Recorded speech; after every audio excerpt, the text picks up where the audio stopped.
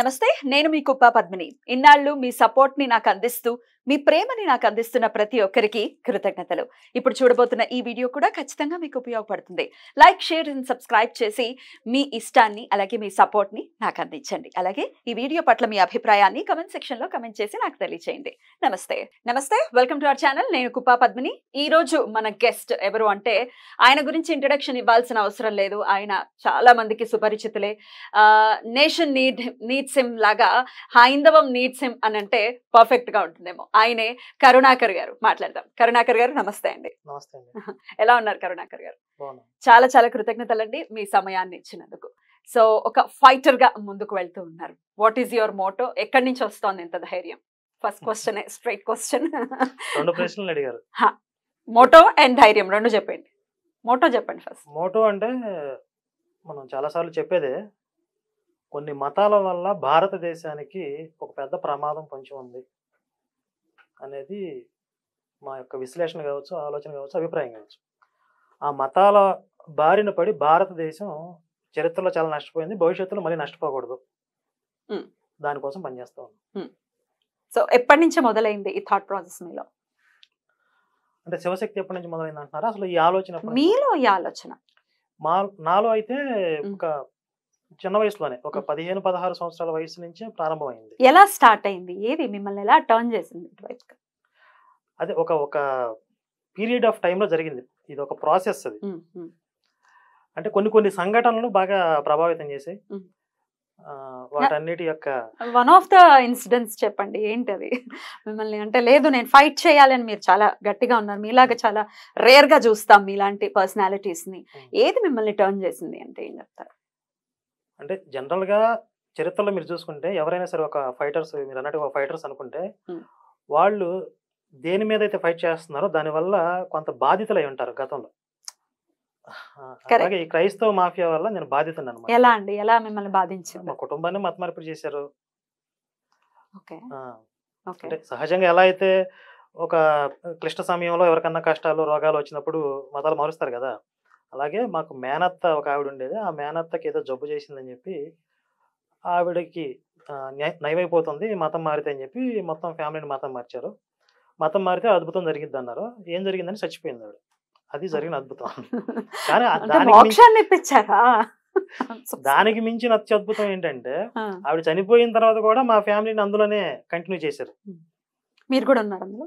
నేను పుట్టక ముందే జరిగింది. పుట్టిన తర్వాత నా పేరు కూడా చర్చిలో పెట్టారు. కరుణాకరణ అంటే కరుణాకర్, కరుణామయుడు, కరుణానిధి, ఈ పేర్లన్నీ వాళ్ళు హైజెక్ చేశారు. వాస్తవానికి అసలు యేసు సంబంధం లేదు. నేను చాలా మంది పాస్టర్లు అంటా ఉంటారు, రే నువ్వు దమ్ముంటే నీ పేరు మార్చుకోరా అంటారు. నేను ఎందుకు మార్చుకోవాలి నా పేరు? ఇది కరుణాకరుడు అనేది శివుడికి ఉన్న పేరు. బైబిల్లో ఎక్కడైనా యేసుకి కరుణాకర్ అనే పేరు ఉంటే చూపించడం మార్చుకుంటానని చెప్తా. ఎక్కడ ఉండదు. నేను ఎందుకు మార్చుకోవాలి? వాళ్ళు హైజెక్ చేశారు. ఇప్పుడు మన సినిమాలో మహేష్ బాబు అంటాడు కదా, నిన్ను అందరిని దత్తత తీసుకున్నాను. వాళ్ళు హైజాక్ చేసిన అన్ని కూడా నేను మళ్ళీ రికవరీ చేయాలని ఫిక్స్ అయిపోయి అన్ని కూడా దత్తత తీసుకున్నాను అనమాట. రైట్. ఎట్లా అండి ఇప్పుడు 15 years అప్పుడు అంటే మీరు పుట్టినప్పటి నుంచి కూడా అందులోనే ఉన్నారు కాబట్టి డెఫినెట్ గా చాలా ప్రభావం ఉంటుంది మీ ఫ్యామిలీ మీద, మీ మీద. ఎట్లా బాధింపబడ్డారు? ఏం జరిగింది అంతలా మిమ్మల్ని? అంటే మీకు విరక్తి పుట్టేలాగా, లేదు నాది ఇది కాదు అని చెప్పి మళ్ళీ మీరు ఇందులోకి వచ్చేసారు, మన దాంట్లోకి వచ్చేసారు కాబట్టి అసలు ఏం జరిగింది? అంటే కొన్ని సంఘటనల్లో ఉదాహరణ 2-3 చెప్తాను. చెప్పండి. మా ఇంటికి వాళ్ళు ఏదో ప్రార్థనా కూటంలో పెట్టడానికి వచ్చేవాళ్ళు అప్పుడప్పుడు. నాకు ఊహ తెలిసిన తర్వాత వచ్చి ఏదన్నా 4 మంచి మాటలు చెప్పాలి, వాళ్ళ దేవుడి గురించి చెప్పాలి కదా. దేవుళ్ళని తిట్టేవాళ్ళు. హిందూ దేవుళ్ళని తిట్టేవాళ్ళు. దేవుళ్ళ చేతుల్లో ఆయుధాలు ఉంటాయి, ఆయుధాలు ఉంటే వాళ్ళు పాపులను చంపుతారట, మనందరం పాపులం అయితే మనల్ని చంపటం ఏంటి, ఇలాంటివి చెప్తా ఉండేవాళ్ళు. నాకు అర్థమయ్యేది కాదు. వీళ్ళు యేసు గురించి మంచిగా చెప్పొచ్చు కదా, వీళ్ళందరూ చెప్తే అర్థమయ్యేది కాదు. సరే, తెలియకుండా వాళ్ళ ప్రభావానికి లోనైపోతాం. లోనైపోయి నాలో కూడా విషబీజాలు పడినాయి. అవి ఎంతవరకు వెళ్ళాయంటే, పోతురాజు విగ్రహాలను ఉంటాయి ఈ వుడ్డుతో చేసినటువంటి, వాటిని కాలుతో తన్నాను నేను చిన్నప్పుడు. ఒక చిన్న పిల్లోడు. అంటే ఆ వయసులోనే అంత విషబీజాలు పడ్డాయి నాకు. తర్వాత నాతో ఉండేటువంటి కొంతమంది క్రిస్టియన్ ఫ్రెండ్స్ కావచ్చు, ఆ క్రిస్టియన్ సమాజంలో ఉండేవాళ్ళు కొంతమంది చేసే కామెంట్స్ కావచ్చు, అనవసరంగా దేవాలయాలను చూస్తే అసహ్యం, నెగిటివ్ కామెంట్స్ చేస్తారు. విగ్రహాలు చూస్తే అసహ్యం. ఎందుకు ఇంత ద్వేషం వీళ్ళకి? నా చుట్టూ ఉన్న వాళ్ళలోనే ఇంత విషపూరితంగా ఉంటే మొత్తం భారతదేశ వ్యాప్తంగా కరెక్ట్. ఎలాంటి ఆలోచనలు కలుగుతున్నాయి వీళ్ళలో? అంటే ఈ చర్చిల్లో ఏం నూరిపోస్తున్నారు? ఇన్ని లక్షల మందిని, కోట్ల మందిని ఏ విధంగా తయారు చేస్తున్నారు వీళ్ళు? మరి భవిష్యత్తులో ఇది ఎంత ప్రమాదకరంగా మారబోతుంది అనేది ఆ తర్వాత నాకు అర్థమయ్యి దీన్ని మనం నిరోధించాలి ఏ విధంగా అయినా సరే అని ఒక కృత నిశ్చయంతో ముందుకెళ్తున్నాం. రైట్.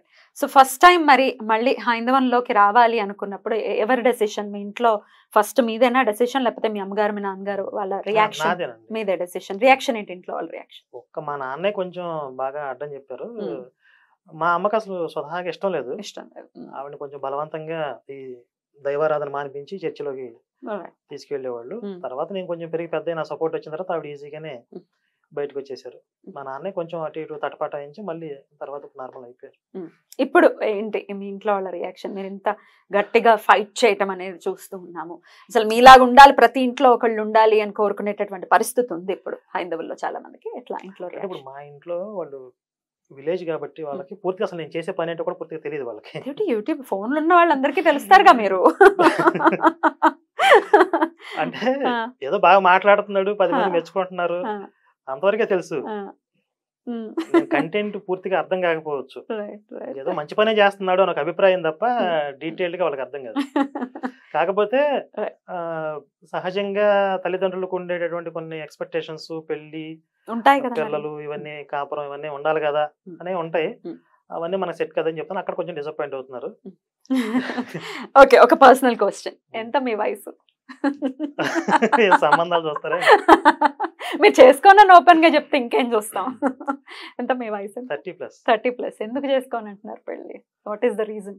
రీజన్ అంటే దీంట్లో దాపరకం ఏమీ లేదు. ఇప్పుడు నేను చేస్తున్న పనికి పెళ్లి చేసుకుంటే చాలా ప్రతిబంధకం అవుతుంది. ఇప్పుడు నా వ్యక్తిగతంగా అది ప్లస్సా మైనసా, మంచిదా చెడ్డదా పక్కన పెడితే చేసే పని ఆగిపోద్ది. నేను రెండింటిని హ్యాండిల్ చేయలేను. సో దృఢ నిశ్చయంతోనే ఉన్నారు డెఫినెట్ గా. దృఢ నిశ్చయంతో అని కాదు కానీ క్లారిటీతో ఉన్నా. ఆబ్వియస్ గా తెలుగులో చెప్పాను నేను అంతే. సో క్లారిటీతో ఉన్నారు. వచ్చే అమ్మాయి ఇబ్బంది పడటము, పిల్లలు ఇబ్బంది పడటం ఆల్రెడీ మీ వీడియోస్ లో నేను చూసాను. నీ పెళ్ళంతో నువ్వు ఎలా పడుకుంటావో చూస్తాను అని ఒకడెవడో మీకు ఫోన్ చేసిన, నాకు పెళ్ళి అవ్వలేదు నేను పడుకోవడం అంటారా, ప్రశాంతంగా పడుకోవడం ఏంట్రా అని మీరు అనటం, ఇవన్నీ చూసాను. భలే అసలు భలే మీ చమత్కారాలు నెక్స్ట్ లెవెల్లో ఉంటాయి. భలే సెన్స్ ఆఫ్ హ్యూమర్ సూపర్ ఉంటుంది. దాని గురించి కూడా మాట్లాడదాం. సో జస్ట్ ఇట్లా మరి మీ తల్లిదండ్రులు కూడా బాధపడుతూ ఉన్నారు, ఇప్పుడు కరెక్ట్ ఏజ్ లోనే ఉన్నారు, అయినప్పటికీ వద్దు అని డిసైడ్ అయ్యి ఉన్నారు, పెళ్లి చేసుకోరు. అయితే చేసుకోరా? నరేంద్ర మోదీ గారి లాగా అవ్వాలనుకుంటున్నాను అనమాట. బ్యూటిఫుల్. నరేంద్ర మోదీ గారు అంటే అక్కడ ప్రధానమంత్రి అవడం కాదు, దేశం కోసం అంకితం. Beautiful beautiful. ఎప్పుడైనా మరి మార్పు తీసుకొచ్చేటటువంటి పరిస్థితులు వస్తే, అలాంటి పర్సన్ ఎవరైనా వస్తే అప్పుడు ఏం చేస్తారు? అంటే దైవికంగా అలాంటి పరిస్థితి వస్తే అప్పుడు ఆలోచించవచ్చు. ఏదో మీకు బుధ మహర్దశ మొదలవుతోంది కదా, మీరు ఎక్కడ ఫాలో అవుతున్నారు? ఫాలో అవుతున్నా. మీకు ఆఫ్ ద రికార్డ్ చెప్పాను కదా మీ ఫ్యాన్ అని. నేను మీ ఫ్యాన్ ని, మిమ్మల్ని ఫాలో అవుతున్నాను. ఈ ఫేస్బుక్ లో కూడా నేను సరదాగా కొన్ని రాసుకునే ఉంటాయి, అవన్నీ తీసుకొచ్చి ఇప్పుడు అడిగారండి నాకు కొంచెం సరదాగా అడుగుతున్నాను. రైట్. అయితే ఈ మత మార్పుల గురించి మీరు అందులో నుంచి బయటకు వచ్చారు కాబట్టి, రీసెంట్ గా కూడా నాకు కొన్ని నేను జనరల్ గా మాట్లాడుతూ ఉంటాను, భక్తి ఛానల్ నేను రన్ చేస్తున్నాను కాబట్టి నాకు ఒక కాల్ వచ్చిందండి. ఒక ఆవిడ ఇక్కడ స్టేట్స్ నుంచి కాల్ చేశారనమాట. సో వాళ్ళ మదర్ రామ భక్తురాలు, ఆవిడ్ని మార్చేశారు. ఇలాగే మీలానే, మీ ఇట్లా మేనత్తలో ఎవరో రిలేటివ్సే అనమాట. కంటిన్యూస్ ఫాలోఅప్ చేస్తూ ఆవిడ బుర్ర తినేసి లిటరల్లీ ఆవిడ్ని మార్చేసి, ఇప్పుడు పిల్లలు కూడా నువ్వు చెప్పినటువంటి మాట వినట్లేదు కాబట్టి నువ్వు పిల్లలతో మాట్లాడద్దు, పిల్లలకి భర్తకి నాకు అసలు సంబంధం లేదు అన్నది నింపి, బుర్రలో నింపి, ఇప్పుడు వాళ్ళు మాట్లాడుకోకుండా ఆ బిడ్డ మిస్ అవుతోంది. నా తల్లి నాతో మాట్లాడట్లేదు, లేకపోతే ఎట్లా, మాకేంటి పరిష్కారం అని చెప్పి ఆవిడ రీసెంట్ టైమ్స్ లో నేను విన్నది. ఇట్లా చాలా మంది ఉన్నారండి, స్టక్ అయిపోయి ఉన్న వాళ్ళు, లేకపోతే ఫ్యామిలీస్ చాలా ఇబ్బందులు పడుతున్న వాళ్ళు. వాళ్ళకి ఏంటండి మార్గం ఏంటి? ఇక్కడ నేను ఒక ప్రశ్న అడుగుతాను మిమ్మల్ని. ఇప్పుడు వాళ్ళు ఎలా తల్లికి పిల్లల నుండి దూరం చేశారు కదా, దీనికి మూలం ఏంటనుకుంటున్నారు మీరు? ఏమై ఉండొచ్చు? వాళ్ళు వీక్ మెంటాలిటీ అనుకోవచ్చు. ఎవరు వీక్ మెంటాలిటీ? అంటే ఎవరైతే మారారో వాళ్ళదా? కాదు కాదు, మార్చే వాళ్ళు స్ట్రాంగ్ గా, మార్చే వాళ్ళని ప్రేరేపించేది ఏంటి? టబ్బా బైబిల్. బైబిల్. అంటే నేను ఆ విషయం డీటెయిల్ గా చెప్తే అసలు దేని మీద పని చేస్తున్నా, ఎందుకోసం పని చేస్తున్నా మీకు అర్థమైంది ఇక్కడ. యేసు గురించి మీ అభిప్రాయం ఏంటి? అంటే 2 ప్రశ్నలు నేను కూడా అడుగుతాను మిమ్మల్ని. నాకు కృష్ణుడి గురించి అడిగితే ధారాళంగా చెప్పగలను కానీ ఐ హావ్ నో ఐడియా. అందుకే మేము పని చేయాల్సిన అవసరం ఎంత ఉందన్నమాట. యేసు గురించి మీకు తెలియదు. ఇప్పుడు వాళ్ళు ప్రచారం చేసిన ఒక 4-5 వాక్యాలు ఉంటాయి. నిన్ను వలె నీ శత్రువు నీ పొరుగు వారిని ప్రేమించు, నీ శత్రువుని కూడా ప్రేమించు. గోడల మీద 4-5 వాక్యాలు రాస్తారు. కానీ ఒరిజినల్ గా బైబిల్లో ఉండే యేసు గురించి మీరు తెలుసుకుంటే షాక్ అవుతారు. యేసు ఏమంటాడంటే, నా దగ్గరకు వచ్చి నీ తల్లిదండ్రులను కనుక నువ్వు ద్వేషించకపోతే నాకు శిష్యుడు కాదు నువ్వు అంటాడు. ఇది బైబిల్లో ఉందో లేదో పాస్టర్ కదా, ఇది ఓపెన్ గా వీడియోలో వెళ్తుంది కదా, ఇది తప్పని పాస్టర్ చెప్పమనండి. ఇది ఏ ఒక్క పాస్టర్ అయినా ఏ గోడ మీద రాశాడా? నా దగ్గరికి వచ్చి నీవు నీ తల్లిదండ్రులను ద్వేషించకపోతే నాకు శిష్యుడు కాదు, ఏ పలానా మత్తయి సువార్త యేసు అని రాయాలి కదా. ఎందుకు రాయరు? కృష్ణుడివి రాముడివి లేనివి కూడా రాస్తారు కదా, క్రియేట్ చేస్తారు కదా. యేసు ఎందుకు దాచేస్తున్నారు? కృష్ణుడిని రాముడిని లేనివన్నీ తీసుకొచ్చి విమర్శించినప్పుడు యేసుని దాచిపెట్టుకుని మీకు నచ్చినవి ప్రచారం చేస్తారా? ఇప్పుడు సరే మీరు చెప్పిన పాయింట్కి వస్తాను. ఆ తల్లిని బిడ్డలకి వేరు చేశారు కదా, దానికి ఈ వాక్యం చూపిస్తారనమాట. అంటే నీ ఫ్యామిలీలో ఎవరైనా సరే, నీ రక్తం పంచుకు పుట్టిన బిడ్డలైనా, నీకు జన్మనిచ్చిన తల్లిదండ్రులైనా, మన దేవుడికి అనుకూలంగా లేకపోతే వాళ్ళని వదిలిపెట్టేయి. ఇది బైబిల్లో యేసే చెప్తున్నాడు అని చెప్పి వాక్యం తీసి చూపిస్తారు. ఇప్పుడు నాకే ఇది చెప్తే నేను ఫస్ట్ వాడి చంపబాగలకూడదా? ఫస్ట్ విషయం విన్నవాడిది తప్ప, చెప్పేవాడిది తప్ప.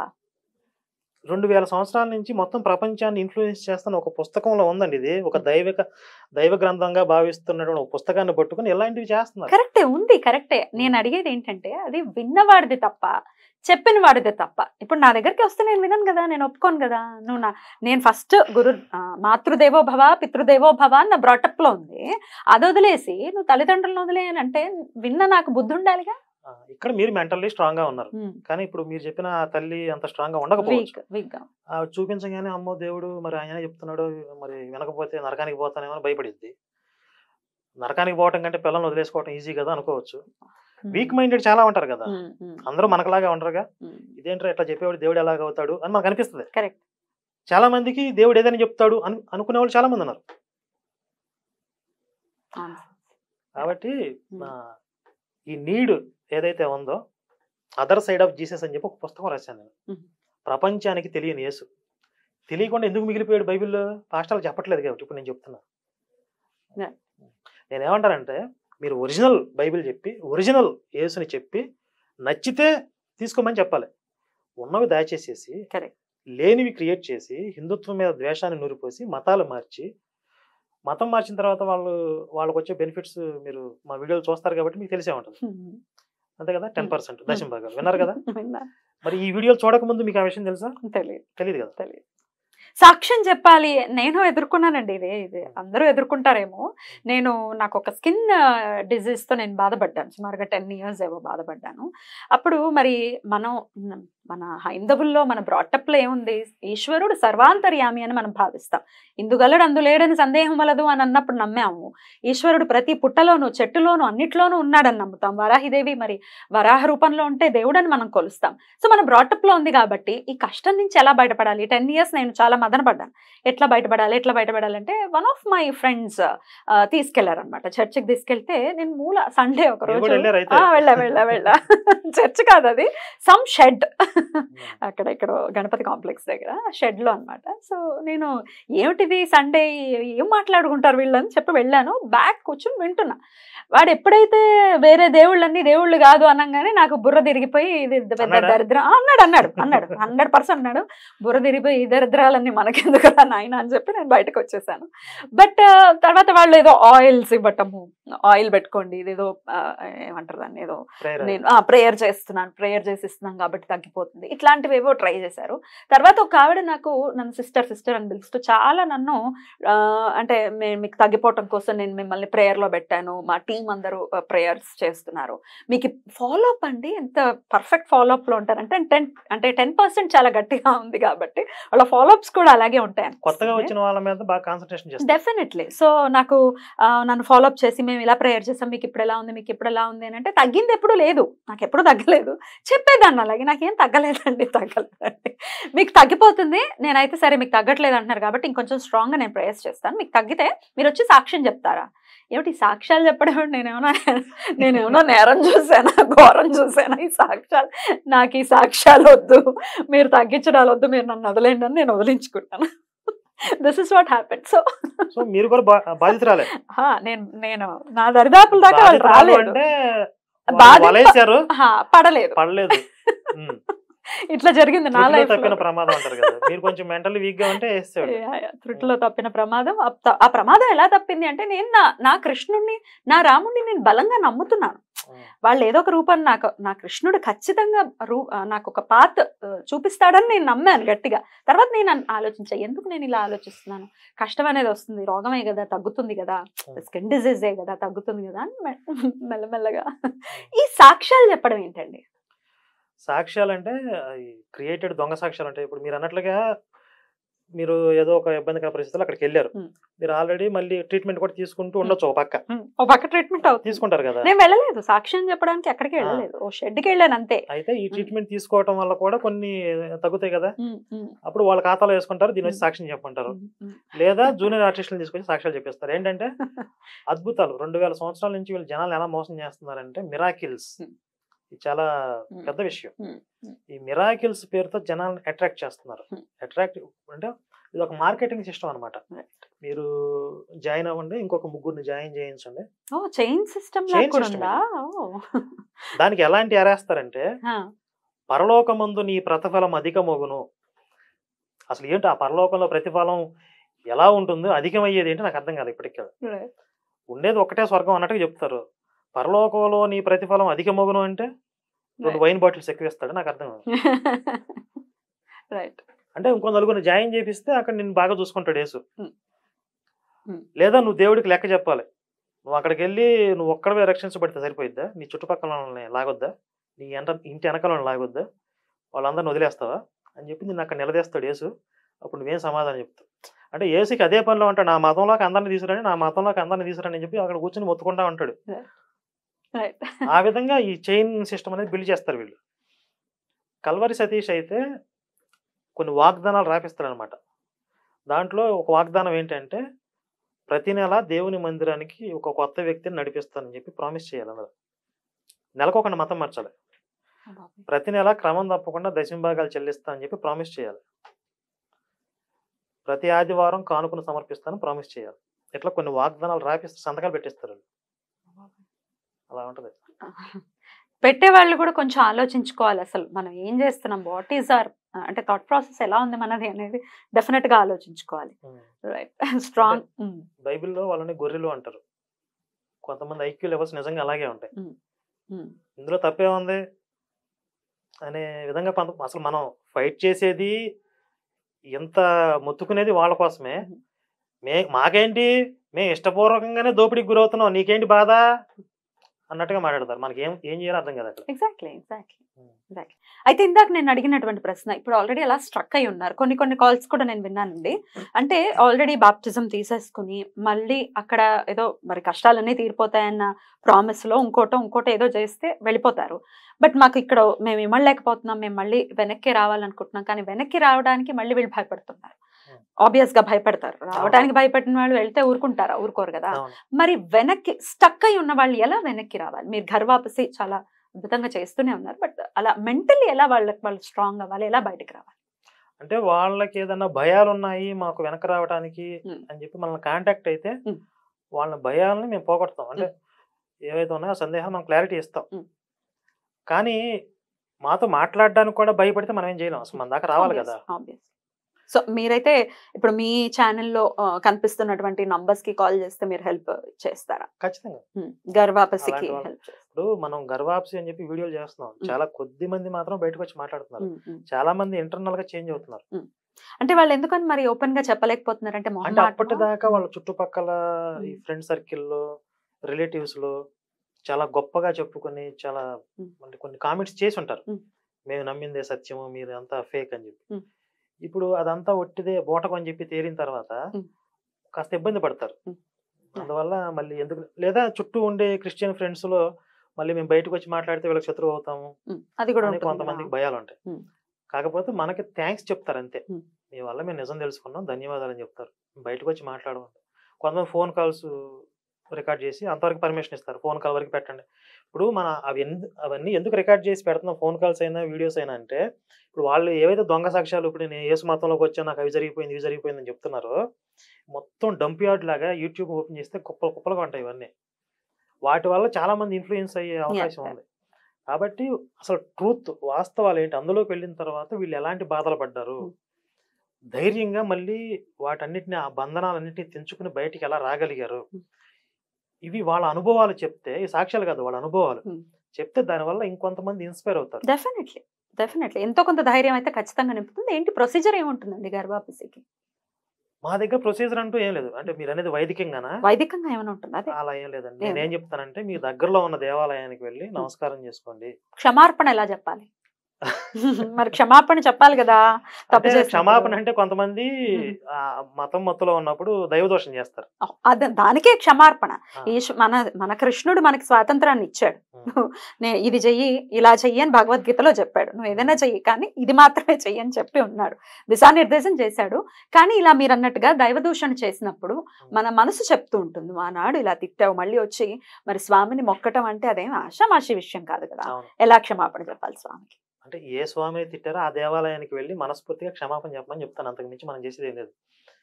ఇప్పుడు మన దైవం మన దేవుడు అంత కఠినంగా ఉండడు కదా, తండ్రి కదా, క్షమిస్తాడా? అంతే ఖచ్చితంగా. అంటే ఆయన స్థాయిలో మనం ఏంటంటే తెలియక తప్పు చేసిన బిడ్డలు లాంటి వాళ్ళం కాబట్టి మన మీద ఆయన పగ తీర్చుకోవటం ఉండదు కదా. ఎగ్జాక్ట్లీ. పగ నీ పిల్లల మాంసాన్ని నీ చేతే తినిపించేది అలాంటివి ఏమి ఉండవుగా. అసలు మీకు భయం అది ఈ మధ్య తెలిసిందండి, మీలాంటి వాళ్ళని ఇంటర్వ్యూ చేస్తుంటా. అంటే డైలాగ్ చెప్పారు ఏదో ఈ వాక్యం ఏదో ఉంటుందంట, అసలు నేను అవాక్ అయిపోయా, ఏమిటి ఇలా ఉంటుందా, ఇవి చదువుకుంటారా వాళ్ళు పిల్లలు? అసలు చచ్చి బ్రతుకుతుంది తల్లి బిడ్డని కనడానికి, కనిన తర్వాత ఆ బిడ్డ మాంసాన్ని తినిపిస్తావా? ఇది ఏంటి అసలు, ఏంటిది, ఏమిటి రొచ్చు అనిపించిందండి. దీని గురించి చెప్పండి. ఇది బ్లాక్ మెయిలింగ్. అంటే నేను ఒక విషయం చెప్తాను ఇక్కడ, మనకి దైవం ఉనికి ఆనవాళ్ళు అనేవి కలియుగంలో ప్రత్యక్షంగా లేవు. అంటే మానవాతీత శక్తులు ఉన్నాయా లేవా అనే విషయం మీద ఇప్పటికీ చాలా పరిశోధనలు జరుగుతున్నాయి, సైంటిఫిక్ గా రుజువులు లేవు అంటారు. కానీ దైవం మానవాతీత శక్తులు ఉన్నాయి అని చెప్పడానికి ఒక రుజువు ఏంటంటే ఈ కలియుగంలో కనపడేటువంటి పాషాణ మతాలు. ఎలాగనంటే ఈ పాషాణ మతాలు కలియుగంలో పుడతాయని చెప్పి ఈ పుట్టక ముందే పూర్వమే భాగవతంలో చెప్పారుగా. అంటే వాళ్ళు ఏదైతే కొన్ని లక్షణాలు చెప్పారో, మానవుల ఆయు ప్రమాణాలు తగ్గుతాయి, వాళ్ళ మేధో సామర్థ్యం తగ్గుతుంది, చిన్న చిన్న ప్రలోభాలకు లోనవుతారు, ధర్మం గాడి తప్పుతుంది, అధర్మానికి ఎక్కువ ఆకర్షితులు అవుతారు. ఈ లక్షణాలన్నీ అందులో ఉన్నాయిగా. మీరు ఆ బైబిల్ దేవుడి లక్షణాలు అవన్నీ చూస్తే కలిపురుషుల లక్షణాలు సమానంగా ఉంటాయి. అంటే మనుషుల్లో ఉండేటటువంటి ఆశా భయాలని ఆసరాగా చేసుకుని కొన్ని మత సిద్ధాంతాలు రాశారు.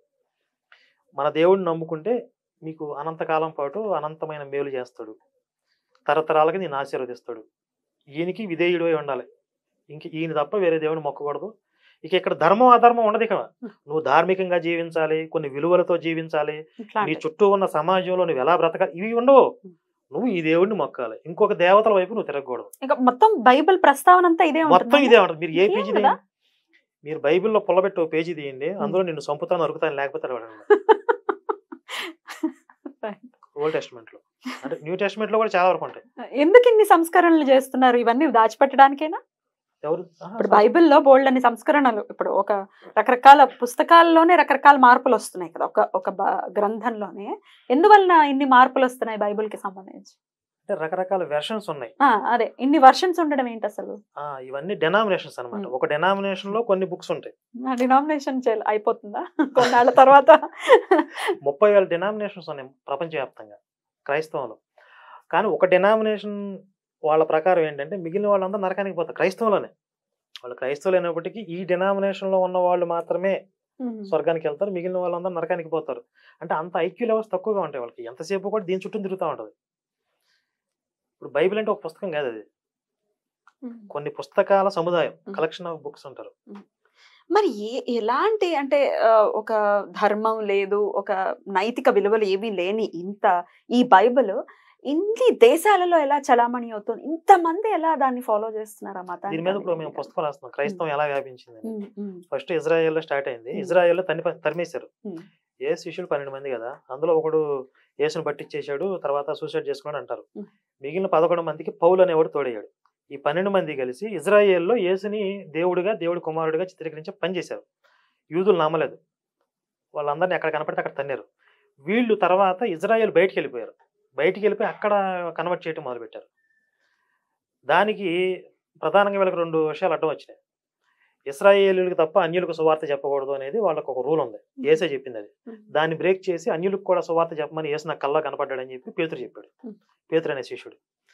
తర్వాత అన్యులు సుంతి చేసుకోవడానికి ఇష్టపడలా. అంటే యూదులకి సుంతి ఆచారం ఉండేది. ఈ మతంలోకి వస్తే సుంతి చేయాలని చెప్పి వాళ్ళందరికీ అది ప్రాథమిక నియమం. అంటే ఈ ఇజ్రాయేల్ కాని వాళ్ళని అన్యులు అంటారు అక్కడ బైబిల్లో. వాళ్ళు ఒప్పుకోవట్లేదని చెప్పి ఆ రూల్ని కూడా సడలించేశారు. సుంతి చేసుకోవాల్సిన అవసరం లేదని చెప్పి. అంటే వేరే వాళ్ళని కన్వర్ట్ చేయడానికి కొన్ని సడలింపులు, మినహాయింపులు చేసుకుని వీళ్ళని వేరే వాళ్ళని ట్రాప్ చేయడం మొదలుపెట్టారు. అక్కడి నుంచి ఎలా స్ప్రెడ్ అయింది అనేది మొత్తం అంతా హింస రక్తపాతం. ఇంతలా ఇన్ని దేశాలలో ఇంత ఫాలోయింగ్ ఉండడానికి గల కారణం ఏంటి అంటే రోమ్ సామ్రాజ్యం. రోమ్ సామ్రాజ్యంలో వీళ్ళు అడుగుపెట్టిన తర్వాత వీళ్ళు స్ప్రెడ్ అవ్వడానికి ఒక 300-400 సంవత్సరాలు పట్టింది. అంత ఈజీగా అవ్వలేదు. ఒక 400-500 సంవత్సరాల పాటు వీళ్ళు ఇది ఒక చైన్ లింక్ సిస్టమ్ అని చెప్పే కదా. ఒకటి మార్చిన తర్వాత ఇంకొకటి మార్చాలి. ఈ తరం గతించక ముందే ఆయన వచ్చేస్తాడు, మన తరంలోనే వచ్చేస్తున్నాడు, స్వర్గానికి వెళ్ళిపోతాం, ఇలాంటివి కొన్ని చెప్పి అద్భుతాల పేర్లు చెప్పి, దొంగ సాక్ష్యాల పేర్లు చెప్పి ఇలా కొంతమంది ట్రాప్ చేస్తూ మెల్లగా ఒక 10-15% వాళ్ళు పెరిగారు. పెరిగిన తర్వాత వీళ్ళు అటాక్స్ మొదలు పెట్టారు.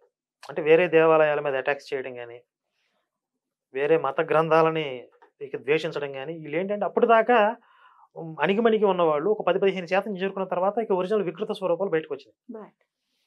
ఆ తర్వాత అట్లా విశృంఖలంగా మారిన తర్వాత ఈ రాజ్యంలో అతను అధికారం నిలబడాలంటే అతను కాన్స్టాంటినోపుల్ అనే చక్రవర్తి మతం మారాడు. ఆ క్రైస్తవులందరూ సపోర్ట్ అతనికి ఉంటుందని చెప్పి అక్కడి నుంచి ఆ రోమ్ సామ్రాజ్యం ఎప్పుడైతే అధికారికంగా క్రైస్తవాన్ని అధికారిక మతం చేసిందో అక్కడి నుంచి అది బలోపేతం అనేది మొదలుపెట్టింది. అక్కడి నుంచి ఐరోపా, ఆస్ట్రేలియా, అమెరికా మొత్తం ఏ ఖండంలో అడుగు పెట్టినా అక్కడ హింస రక్తపాతం తప్ప వీళ్ళు చెప్తున్న ప్రేమ శాంతి ఎక్కడ కనపడదు. మీరు భూతద్దం వేసి వెతకండి. ఆఫ్రికా వెళ్ళండి, 3-4 కోట్ల మందిని చంపేశారు బానిసలను చేసి. వాళ్ళందరికీ గొలుసులు కట్టి లాక్కుపోయారు, కుక్కలను లాక్కెళ్ళేవాళ్ళు. అమెరికాలో పూర్వం ఇప్పుడున్న క్రిస్టియన్స్ కాదు, రెడ్ ఇండియన్స్ అనేవాళ్ళు ఉండేవాళ్ళు. వాళ్ళందరినీ సుమారు 10 కోట్ల మందిని చంపేశారు. ఆస్ట్రేలియా మూలవాసులను చంపారు. ఈ మధ్య పోపు అందరికీ క్షమాపణలు చెప్తూ తిరుగుతున్నాడు. ఎందువల్ల? వాళ్ళు చేసిన అకృత్యాలకి ఇప్పుడు క్షమాపణ చెప్తున్నారు వాళ్ళు. పూర్వం మా క్యాథలిక్స్ అంటే మా క్రైస్తవులు ఈ దేశ మూలవాసుల్ని కెనడా వెళ్ళి క్షమాపణ చెప్పాడు. దాని మీద వీడియో కూడా చేసింది. వాళ్ళ అధికారికంగా వెబ్సైట్లో క్షమాపణ పత్రం పెట్టాడు. వాళ్ళ అస్తిత్వం మీద ఇదేమి ఇంపాక్ట్ చూపించదా ఇలా క్షమాపణ చెప్తే? అంటే మేము రియలైజ్ అవుతున్నాం, పశ్చాత్తాపడుతున్నాం, దేవుడు మాకు ఇచ్చిన గొప్ప మారు మనసు, అందులో కూడా దాన్ని కూడా పాజిటివ్ గా చెప్పుకుంటారు వాళ్ళు. దానికి కూడా ఏం చెప్తారు, మా యేసు ఇలా చెప్పలేదు, యేసు ఆయన ఆసరాగా చేసుకున్న వాళ్ళు అలాగా. కొంతమంది మనుషులు చేశారు తప్ప యేసు ఇలా చెప్పారు. కానీ బైబిల్ ప్రోత్సహించింది, బానిసత్వాన్ని ప్రోత్సహించింది, ఇతర మతస్థుల మీద దాడుల్ని ప్రోత్సహించింది. హింస, దారుణమైన అకృత్యాలన్నిటికీ కారణం బైబిలే. నేను స్టాంప్ ఎందుకంటే ఇప్పుడు ఇలాంటివి ఓపెన్ గా చెప్పకపోవడం వల్ల కొన్ని వందల సంవత్సరాల నుంచి భారతీయుల్ని అటు ఇటు కాని జాతిగా మార్చేశారు. అన్ని మతాలు సమానం అనే పేరుతో, అన్ని దేవుళ్ళు మంచి చెప్తారనే పేరుతో, సినిమాల్లో కొంచెం మెసేజ్ ఉన్నప్పుడు క్లైమాక్స్ లో హీరో డైలాగులు చెప్తాడు, మనిషిని చంపమని ఏ మతం చెప్పదు అంటాడు. చెప్పిందిరా దరిద్రుడా, చెప్పింది కాబట్టి చంపుతున్నారు. ఇంకొక మతం లేదా? ఆ మతంలో మరి ఎందుకు చంపుతున్నారు? తీవ్రవాదానికి మతం లేదు అంటాడు. ఎందుకు లేదు? ఉంది కదా. తీవ్రవాదులు చంపేటప్పుడు ఏ పేరుతో పిలుస్తున్నారు? అల్లాహు అక్బర్ ఎందుకు అంటున్నారు? ఇప్పుడు కనపడుతున్న సత్యాలను మాట్లాడడానికి కూడా వీళ్ళకి వణికిపోతుంది. ఒక మత్తులో, ఒక సెక్యులర్ మత్తులో మొత్తం భారత జాతి యావత్తుని ఉంచేసేసి రాజ్యాంగాలు ఇలా చేశాయి అని అంటే ఒప్పుకుంటారా? అంటే కొన్ని ఒక వర్గం వాళ్ళకి ఇచ్చినటువంటి హక్కులు కానీ, వాళ్ళకి ఇచ్చేటటువంటి ఇంపార్టెన్స్ కానీ డెఫినెట్ గా ఎంతో కొంత పిరికితనాన్ని తీసుకొచ్చింది రాజ్యాంగం అని అంటే మీరేమంటారు? రాజ్యాంగం కాదు కానీ రాజకీయ నాయకులు అంటే రాజ్యాంగంలో రాసుకున్నటువంటి విషయాల వల్లనే వాళ్ళు ఆ వెసులుబాటు ఉండవాళ్ళే బట్టే కదా రాజకీయ నాయకులు మార్చుకుంటారు కదా. ఇప్పుడు ప్రభుత్వం మేనిఫెస్టో అనేది రాజ్యాంగానికి సంబంధం లేదు. రాజ్యాంగం అనేది మౌలిక సూత్రాలను ప్రతిపాదిస్తుంది. అవును. కానీ ప్యాకేజీలని రాజ్యాంగం ఇవ్వదు. వీళ్ళేంటి రాజకీయ నాయకులు ప్యాకేజీలు ఇస్తారు, పలానా వర్గానికి మేము సంక్షేమం కల్పిస్తాం అంటారు. అలా కల్పించడం రాజ్యాంగం ఏం చెప్పదు. ప్రజా సంక్షేమం గురించి మాట్లాడుతుంది తప్ప ప్రత్యేకం ఒక వర్గం గురించి మాట్లాడదు. రాజకీయ నాయకులు ఏంటి పలానా వర్గానికి మేము కొమ్ము కాస్తా ఉంటారు, వాళ్ళ ఓటు బ్యాంక్ కోసం. ఇక్కడ మెయిన్ ప్రాబ్లం ఏమవుతుంది, హిందువులందరూ ఒక వర్గంగా లేరు కాబట్టి హిందువుల గురించి, హిందూ ఓటు బ్యాంక్ గురించి ఎవరు మాట్లాడరు. హిందువుల్లో ఇప్పుడు రకరకాల కులాలు ఉంటాయి, కులాల వారీగా ఓటేస్తారు, ప్రాంతాల వారీగా ఓటేస్తారు. వాళ్ళందరూ గంపు కొత్తగా ఒక మతం ప్రాతిపదిక మీద ఓటేస్తారు కాబట్టి పలానా ముస్లిమ్స్కి మేము ఇది చేస్తాం, పలానా క్రైస్తవులకి ఇది చేస్తాం అంటారు. రాజకీయ నాయకుల్లో ఉండే దౌర్భాగ్యం ఇది. కాకపోతే ఇప్పుడు పరిస్థితులు మారుతున్నాయి, హిందూ ఓటు బ్యాంక్ కూడా తయారవుతుంది, దాన్ని తయారు చేయాలనేది మా లక్ష్యం. కరెక్ట్. అయితే ఈ కేసెస్ గురించి నేను మాట్లాడితే కనుక అట్రాసిటీ కేసెస్ డెఫినెట్ గా ఒక రోల్ ని ప్లే చేస్తున్నాయి. ఒకవేళ వాళ్ళ మనోభావాలు దెబ్బతింటే పర్యవసానాలు చాలా గట్టిగా ఉండేటటువంటి పరిస్థితులు ఉంటాయి కదా. దాని రీత్యా కూడా మనం నోరు విప్పకుండా ఎవడి పాపాన వాడైపోతాడు అనేది కూడా ఒకటి ఉంది. దాని తర్వాత ఎందుకు వచ్చిన పెంట మీద రాయేయటం అనే థాట్ ప్రాసెస్ లో ఇట్లా రకరకాలు దాన్ని పిరికితనంగా కూడా కొన్ని వర్గాల వాళ్ళు అభివర్ణిస్తూ ఉంటారు. దీన్ని ఎలా చూస్తారు మీరు? అంటే వాళ్ళు కేసులు పెడుతున్నారు వాళ్ళ మీద, అంటే మరి గట్టి గట్టి కేసులు పెట్టటాలు మీ మీద ఉన్నాయి కేసులు? నా మీద పెట్టారు. కాకపోతే చట్టాలు పూర్తిగా వాళ్ళకే అనుకూలంగా లేవు.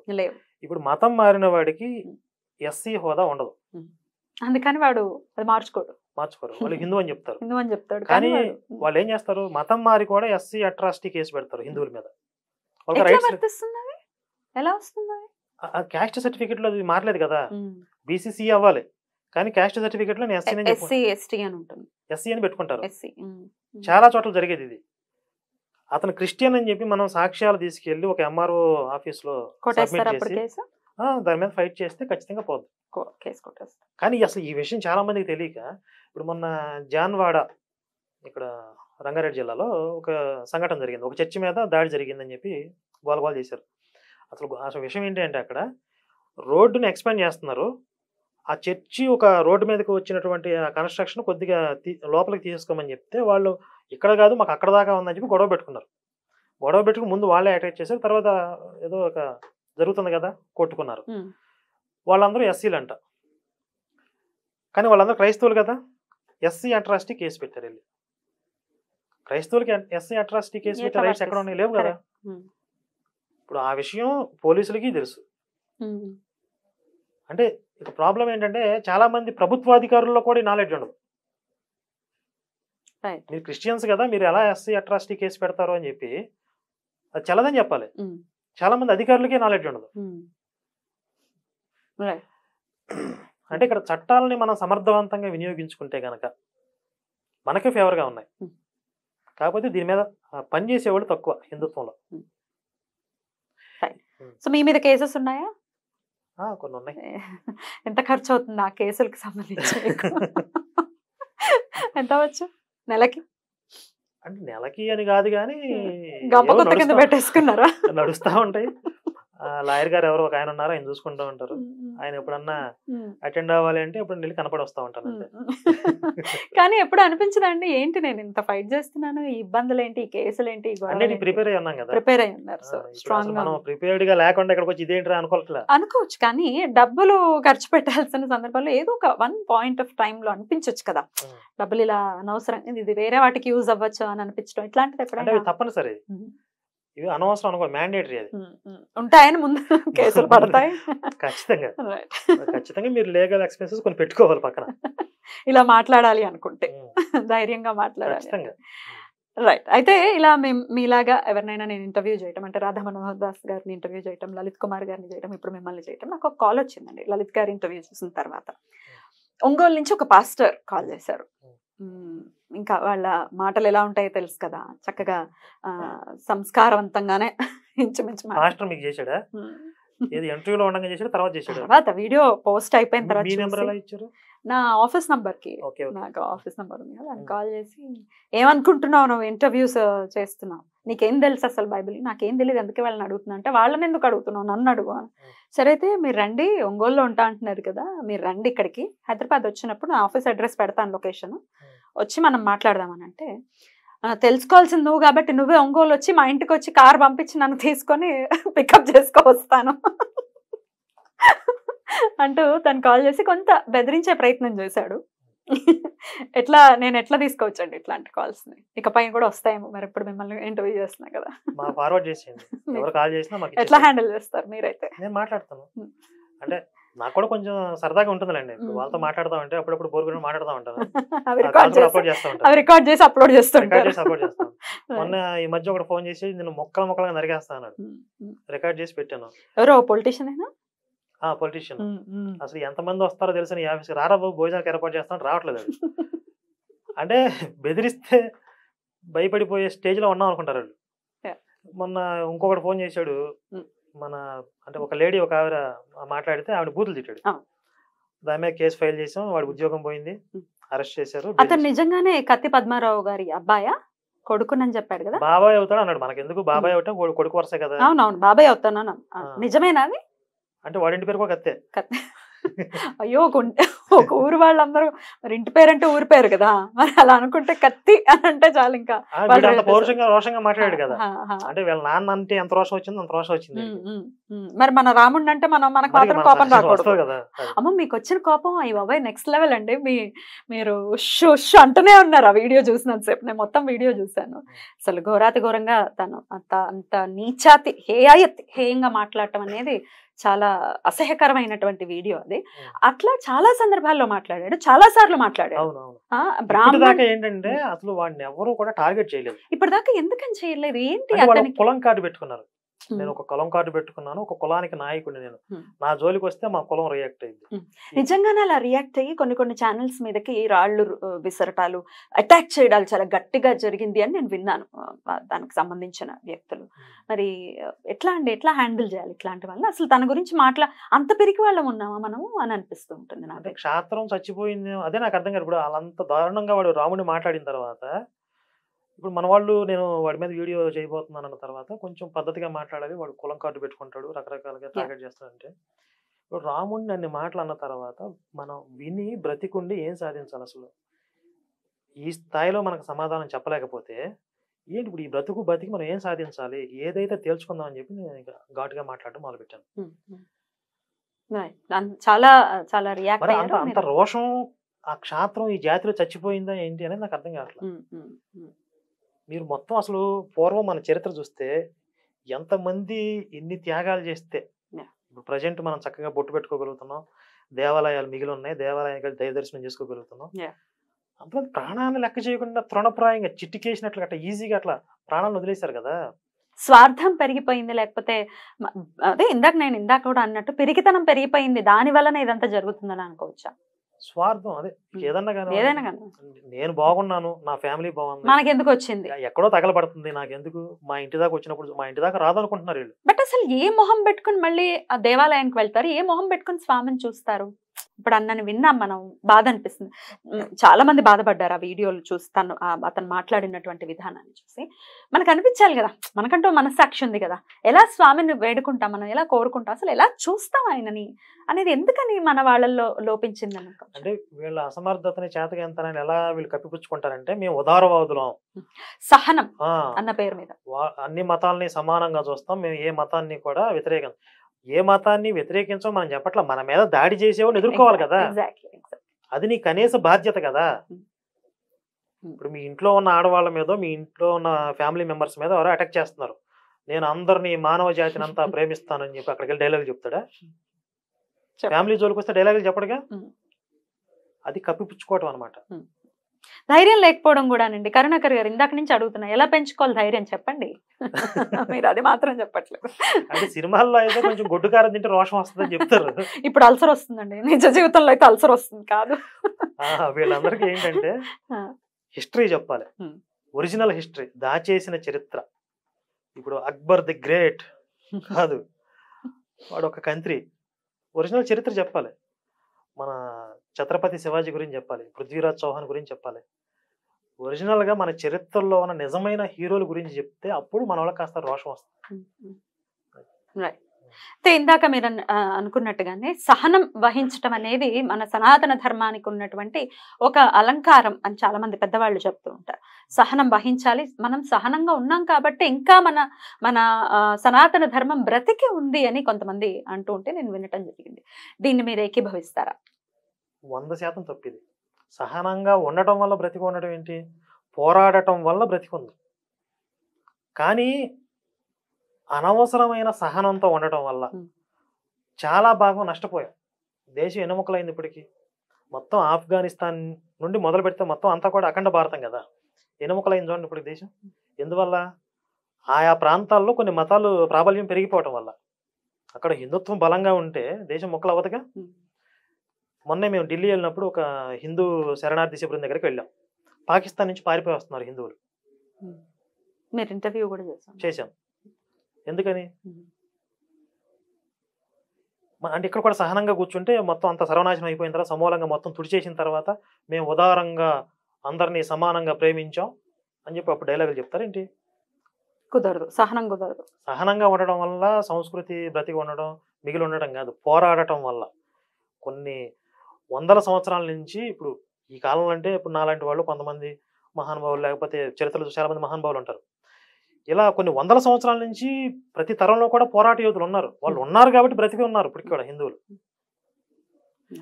మన వాళ్ళు పెద్దవాళ్ళు చెప్తారు, శివాజీ గనక లేకపోతే, ఛత్రపతి శివాజీ గనక లేకపోతే దక్షిణ భారతదేశంలో ప్రతి ఒక్కరికి కూడా సుంతి జరిగి ఉండేది.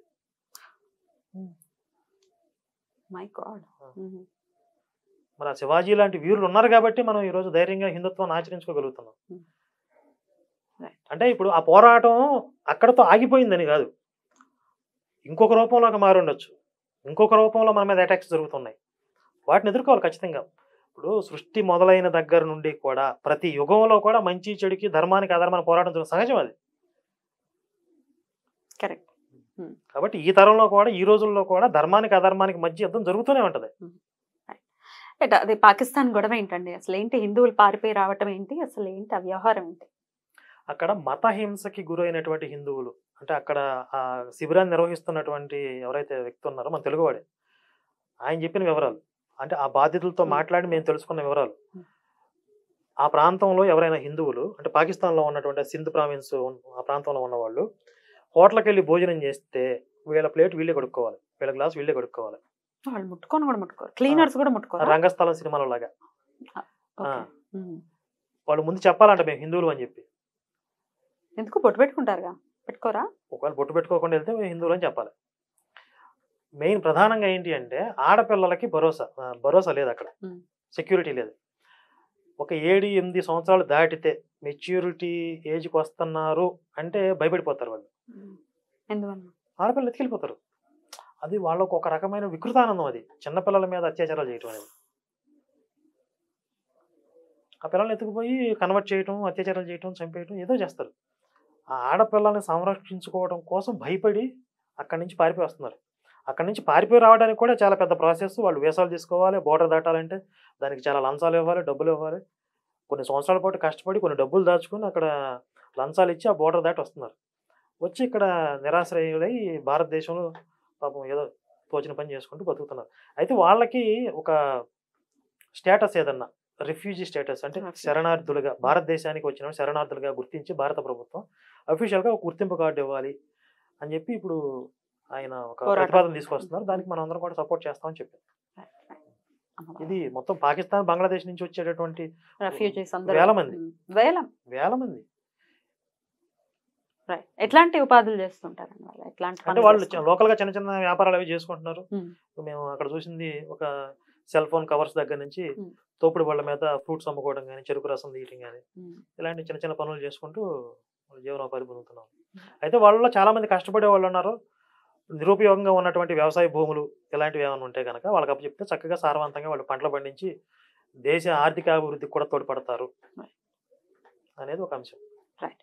స్వాభిమాన దీక్ష అంటూ మీరు ఢిల్లీ వెళ్ళటం, మీరు కార్యక్రమం జరగటం అనేది చూసి ఉన్నాం. ఏంటి ఆ ప్రోగ్రామ్ గురించి ఒకసారి చెప్పండి. ఇది ఇప్పుడు రాముడిని కృష్ణుడిని మనం ప్రొటెక్ట్ చేసుకుంటూ ఎంతకాలం మనం డిఫెన్స్ చేసుకుంటాం, ఇది ఒక ఒక హిందువుల బాధ్యత కాదు. ఎందుకంటే వాళ్ళు ఈ చరిత్రలో ఈ భూమి మీద జన్మించి జీవించిన వాళ్ళు, ఈ భూమి మీద ఈ నేల మీద తిరిగిన వాళ్ళు, మొత్తం భారత జాతి యావత్తుకి ఒక దిశానిర్దేశం చేసిన వాళ్ళు. 100%. ఈరోజు రాముడు జీవించినటువంటి జీవితమే మొత్తం మానవ జాతికి ఆదర్శం. కృష్ణుడు బోధించిన భగవద్గీత మన జీవితాలకు అవే కదా మూలం. కాబట్టి వాళ్ళని జాతి యావత్తు కూడా గౌరవించుకోవాలి. ప్రతి అడ్డమైన వాడు నోటికి వచ్చిందల్లా రాముడి మీద కృష్ణుడి మీద కూయటం, ఈ స్వేచ్ఛ అనటం, బరితెగింపు, వీటన్నిటికీ ఒక అడ్డుకట్ట వేయాలి అంటే ఒక జాతీయ పతాకాన్ని, జాతీయ గీతాన్ని ఎలా అయితే మతాలకు అతీతంగా ఒక భారత జాతి యావత్తు గౌరవిస్తుందో, రాముడిని కృష్ణుడిని కూడా భారత జాతి యావత్తు, వీళ్ళు మా ఐకాన్స్, భారత జాతికి ఐకాన్స్ ఎవరంటే రాముడు కృష్ణుడు. ఈ దేశంలో పుట్టి పరిపాలించిన రాజులు, చక్రవర్తులు వాళ్ళు. వాళ్ళు చూపించిన మార్గంలో మా జాతి నడుస్తుంది. కాబట్టి మా జాతికి మూల పురుషులుగా, మా సంస్కృతికి మూల పురుషులుగా వాళ్ళని మా మొత్తం దేశం అంతా కూడా మేము గౌరవించుకుంటున్నాం. అధికారికంగా ప్రభుత్వం ఆ గుర్తింపు ఇవ్వాలి అనేది ఈ పోరాటం. ఢిల్లీ వెళ్ళి ఎవరిని కలిసారు, ఏం జరిగింది మరి ఆ ఇప్పుడు కార్యక్రమం? రైతులు, పంజాబ్ రైతులు చలో ఢిల్లీ ప్రోగ్రామ్ పెట్టడం వల్ల మొత్తం డిస్టర్బ్ అయింది. అక్కడ అన్ని పర్మిషన్స్ క్యాన్సిల్ చేశారు. అలాగే ఎలక్షన్స్ హడావిడిలో ఉండడం వల్ల కూడా ఎంపీలు, కేంద్ర మంత్రులు అందరూ కూడా బిజీగా ఉన్నారు. కాకపోతే అక్కడ మేము ఏంటంటే ఒక రోజు దీక్ష చేయాలనుకున్నాం. మా చుట్టుపక్కల నుంచి కొంతమంది రావడానికి కూడా ఏర్పాట్లు చేసుకున్నారు. అందరం కలిసి ఒక రోజు భారత్ స్వాభిమాన దీక్ష పేరుతో ఒక రోజు నిరాహార దీక్ష చేసి అక్కడ ప్రభుత్వానికి రిప్రజెంటేషన్ ఇచ్చి, అంటే మా డిమాండ్ ఇది అని చెప్పి ఒక నివేదిక ఇచ్చి, దానికి జనాల యొక్క మద్దతు కూడగడదాం. మళ్ళీ గ్రౌండ్ లెవెల్లోకి వస్తాం, ఫీల్డ్లోకి వెళ్తాం, ఇది కాన్సెప్ట్ అని చెప్పి అందరికి ఎక్స్ప్లెయిన్ చేస్తాం. అందరి మద్దతు కూడగట్టి ఒక ఉద్యమాన్ని మనం ముందుకు తీసుకెళ్తాం. అంటే ఒక రామాలయాన్ని ఈరోజు సాధించుకోగలిగాం. ఆ రామాలయాన్ని సాధించుకోవడానికి కొన్ని వందల సంవత్సరాలకి పూర్వం ఒక అంకురార్పణ జరిగింది. అంటే దానికి ప్రారంభం చేసిన వాళ్ళు అప్పుడు ఆ తరంలో వాళ్ళు దాన్ని సాధించకపోయి ఉండొచ్చు, కానీ ప్రారంభం అయితే అప్పుడు జరిగింది. అలాగే మనం ఇప్పుడు దీన్ని ప్రారంభం చేస్తే కొన్ని దశాబ్దాలు పట్టొచ్చు, సంవత్సరాలు పట్టొచ్చు, మేబీ ఈ తరంలో అవ్వకపోవచ్చు కూడా, కానీ జనంలో ఒక చైతన్యం, ఒక అవేర్నెస్ వస్తుంది. దీని మీద ఒక అవగాహన వస్తుంది, ఆలోచన చేస్తారు, 10 మంది కూర్చొని మాట్లాడుకుంటారు ఇది కరెక్టే కదా అని చెప్పి. సో దానికోసం ఒక ఫస్ట్ స్టెప్ పడింది. అవును. Right, all the very best అండి. అయితే ఈ మత మార్పుల గురించి మాట్లాడుకుంటే సౌత్ లో మనం సౌత్ లోనే ఉన్నాము, సౌత్ లో జరుగుతుంది అనేది తెలుసు. నార్త్ లో ఎలా ఉంటుందండి, ఉంటుందా ఈ కన్వర్షన్స్? నార్త్ లో చాలా తక్కువ. ఎందుకు అంటే అక్కడ ఈ మొఘలులతో కొన్ని శతాబ్దాల తరబడి పోరాటం జరిగింది. దానివల్ల హిందుత్వం స్ట్రాంగ్ గా ఉంది అక్కడ నార్త్ లో. ఈశాన్య రాష్ట్రాల్లో క్రైస్తవం డామినేషన్ కొద్దిగా ఉంది. అది ఎందుకు అనేది కూడా చెప్పాలి మనం. ఎందుకు అని అంటే బ్రిటిషర్స్ హయాంలో ఈ ఈశాన్య రాష్ట్రాల బెల్ట్ మొత్తాన్ని కూడా ఐసోలేట్ చేశారు భారతదేశం నుండి. అక్కడ ఉన్నటువంటి సహజ సంపద, సహజ వనరులను దోచుకోవడానికి. ఇప్పటికి కూడా అక్కడ ఒక చట్టం ఉంటుంది, ఇన్నర్ లైన్ పర్మిట్ అని చెప్పి, ILP అంటారు. అంటే మనం వేరే దేశానికి వెళ్ళాలంటే ఎలా అయితే ఒక వీసా పర్మిషన్ తీసుకోవాలో, అక్కడ ఆ రాష్ట్రాల్లోకి మనం ప్రవేశించాలంటే ఒక స్పెషల్ పర్మిషన్ తీసుకోవాలి. అంటే వాళ్ళ ప్రయోజనం అక్కడ ఆటవికులు లేకపోతే గిరిజనులు వాళ్ళ యొక్క సంస్కృతిని కాపాడుతున్నాం అనే పేరుతో అప్పుడు బ్రిటిషర్స్ దాన్ని మొదలు పెట్టారు. అది ఇప్పటికీ కంటిన్యూ అవుతోంది. అక్కడ మెయిన్ ఏంటి అంటే ఇలా వాళ్ళందరినీ కూడా ఐసోలేట్ చేసి ఈశాన్య రాష్ట్రాలని భారతదేశం నుంచి విభజించి పాలించు కదా వాళ్ళని విభజించి, అక్కడ వాళ్ళకి గ్రామ దేవతలు, కొండ దేవతలు ఉంటారు కదా, వాళ్ళు మేము హిందుత్వంలో ఒక భాగం అనే స్పృహ లేకుండా చేశారు. హిందుత్వం అంటే చాలా మంది తెలియదు అక్కడ. ఇప్పటికీ వాళ్ళు స్థానిక దేవతను పూజించుకుంటూ ఉంటాం అనుకుంటారు తప్ప ఇది హిందుత్వంలో భావన. వాళ్ళకి రాముడు కృష్ణుడు ఎవరు తెలియదు. అదే కదా వాళ్ళు సెపరేట్ చేసింది, చాలా మందికి తెలియదు అక్కడ. ఇప్పుడు కొంచెం మార్పు వస్తుంది అనుకోండి. ఇప్పుడు నాగాలాండ్, అక్కడ క్రైస్తవం డామినేషన్ ఎక్కువ. వాళ్ళు అసలు క్రైస్తవ తీవ్రవాదం ఉంది అక్కడ, సెపరేట్ మాకు ఒక కంట్రీయే కావాలంటారు. అయితే మీరు మొత్తం భారతదేశం తీసుకుంటే ఇప్పుడు చాలా మంది పాస్టర్లు మీరు వినే ఉంటారు, మా యేసు ప్రేమ, శక్తి, సత్యం, దాన్ని బట్టి మా మతం విస్తరించింది. ఇంతకుముందు కూడా మీరు అన్నారు ప్రపంచవ్యాప్తంగా ఎలా విస్తరించింది. దీన్ని ఒక ఒక బూచీలాగా చూపించి ఇంకొంతమందిని మానసికంగా వాళ్ళ మీద ఆధిపత్యం చెలాయిస్తూ ఉంటారు. మాది ఇంత బాగా స్ప్రెడ్ అయిందని. అసలు మీరు మొత్తం ప్రపంచవ్యాప్తంగా తీసుకుంటే క్రైస్తవులు మైనారిటీ 30% మంది, 70% మంది వేరే మతాలు ఉన్నారు.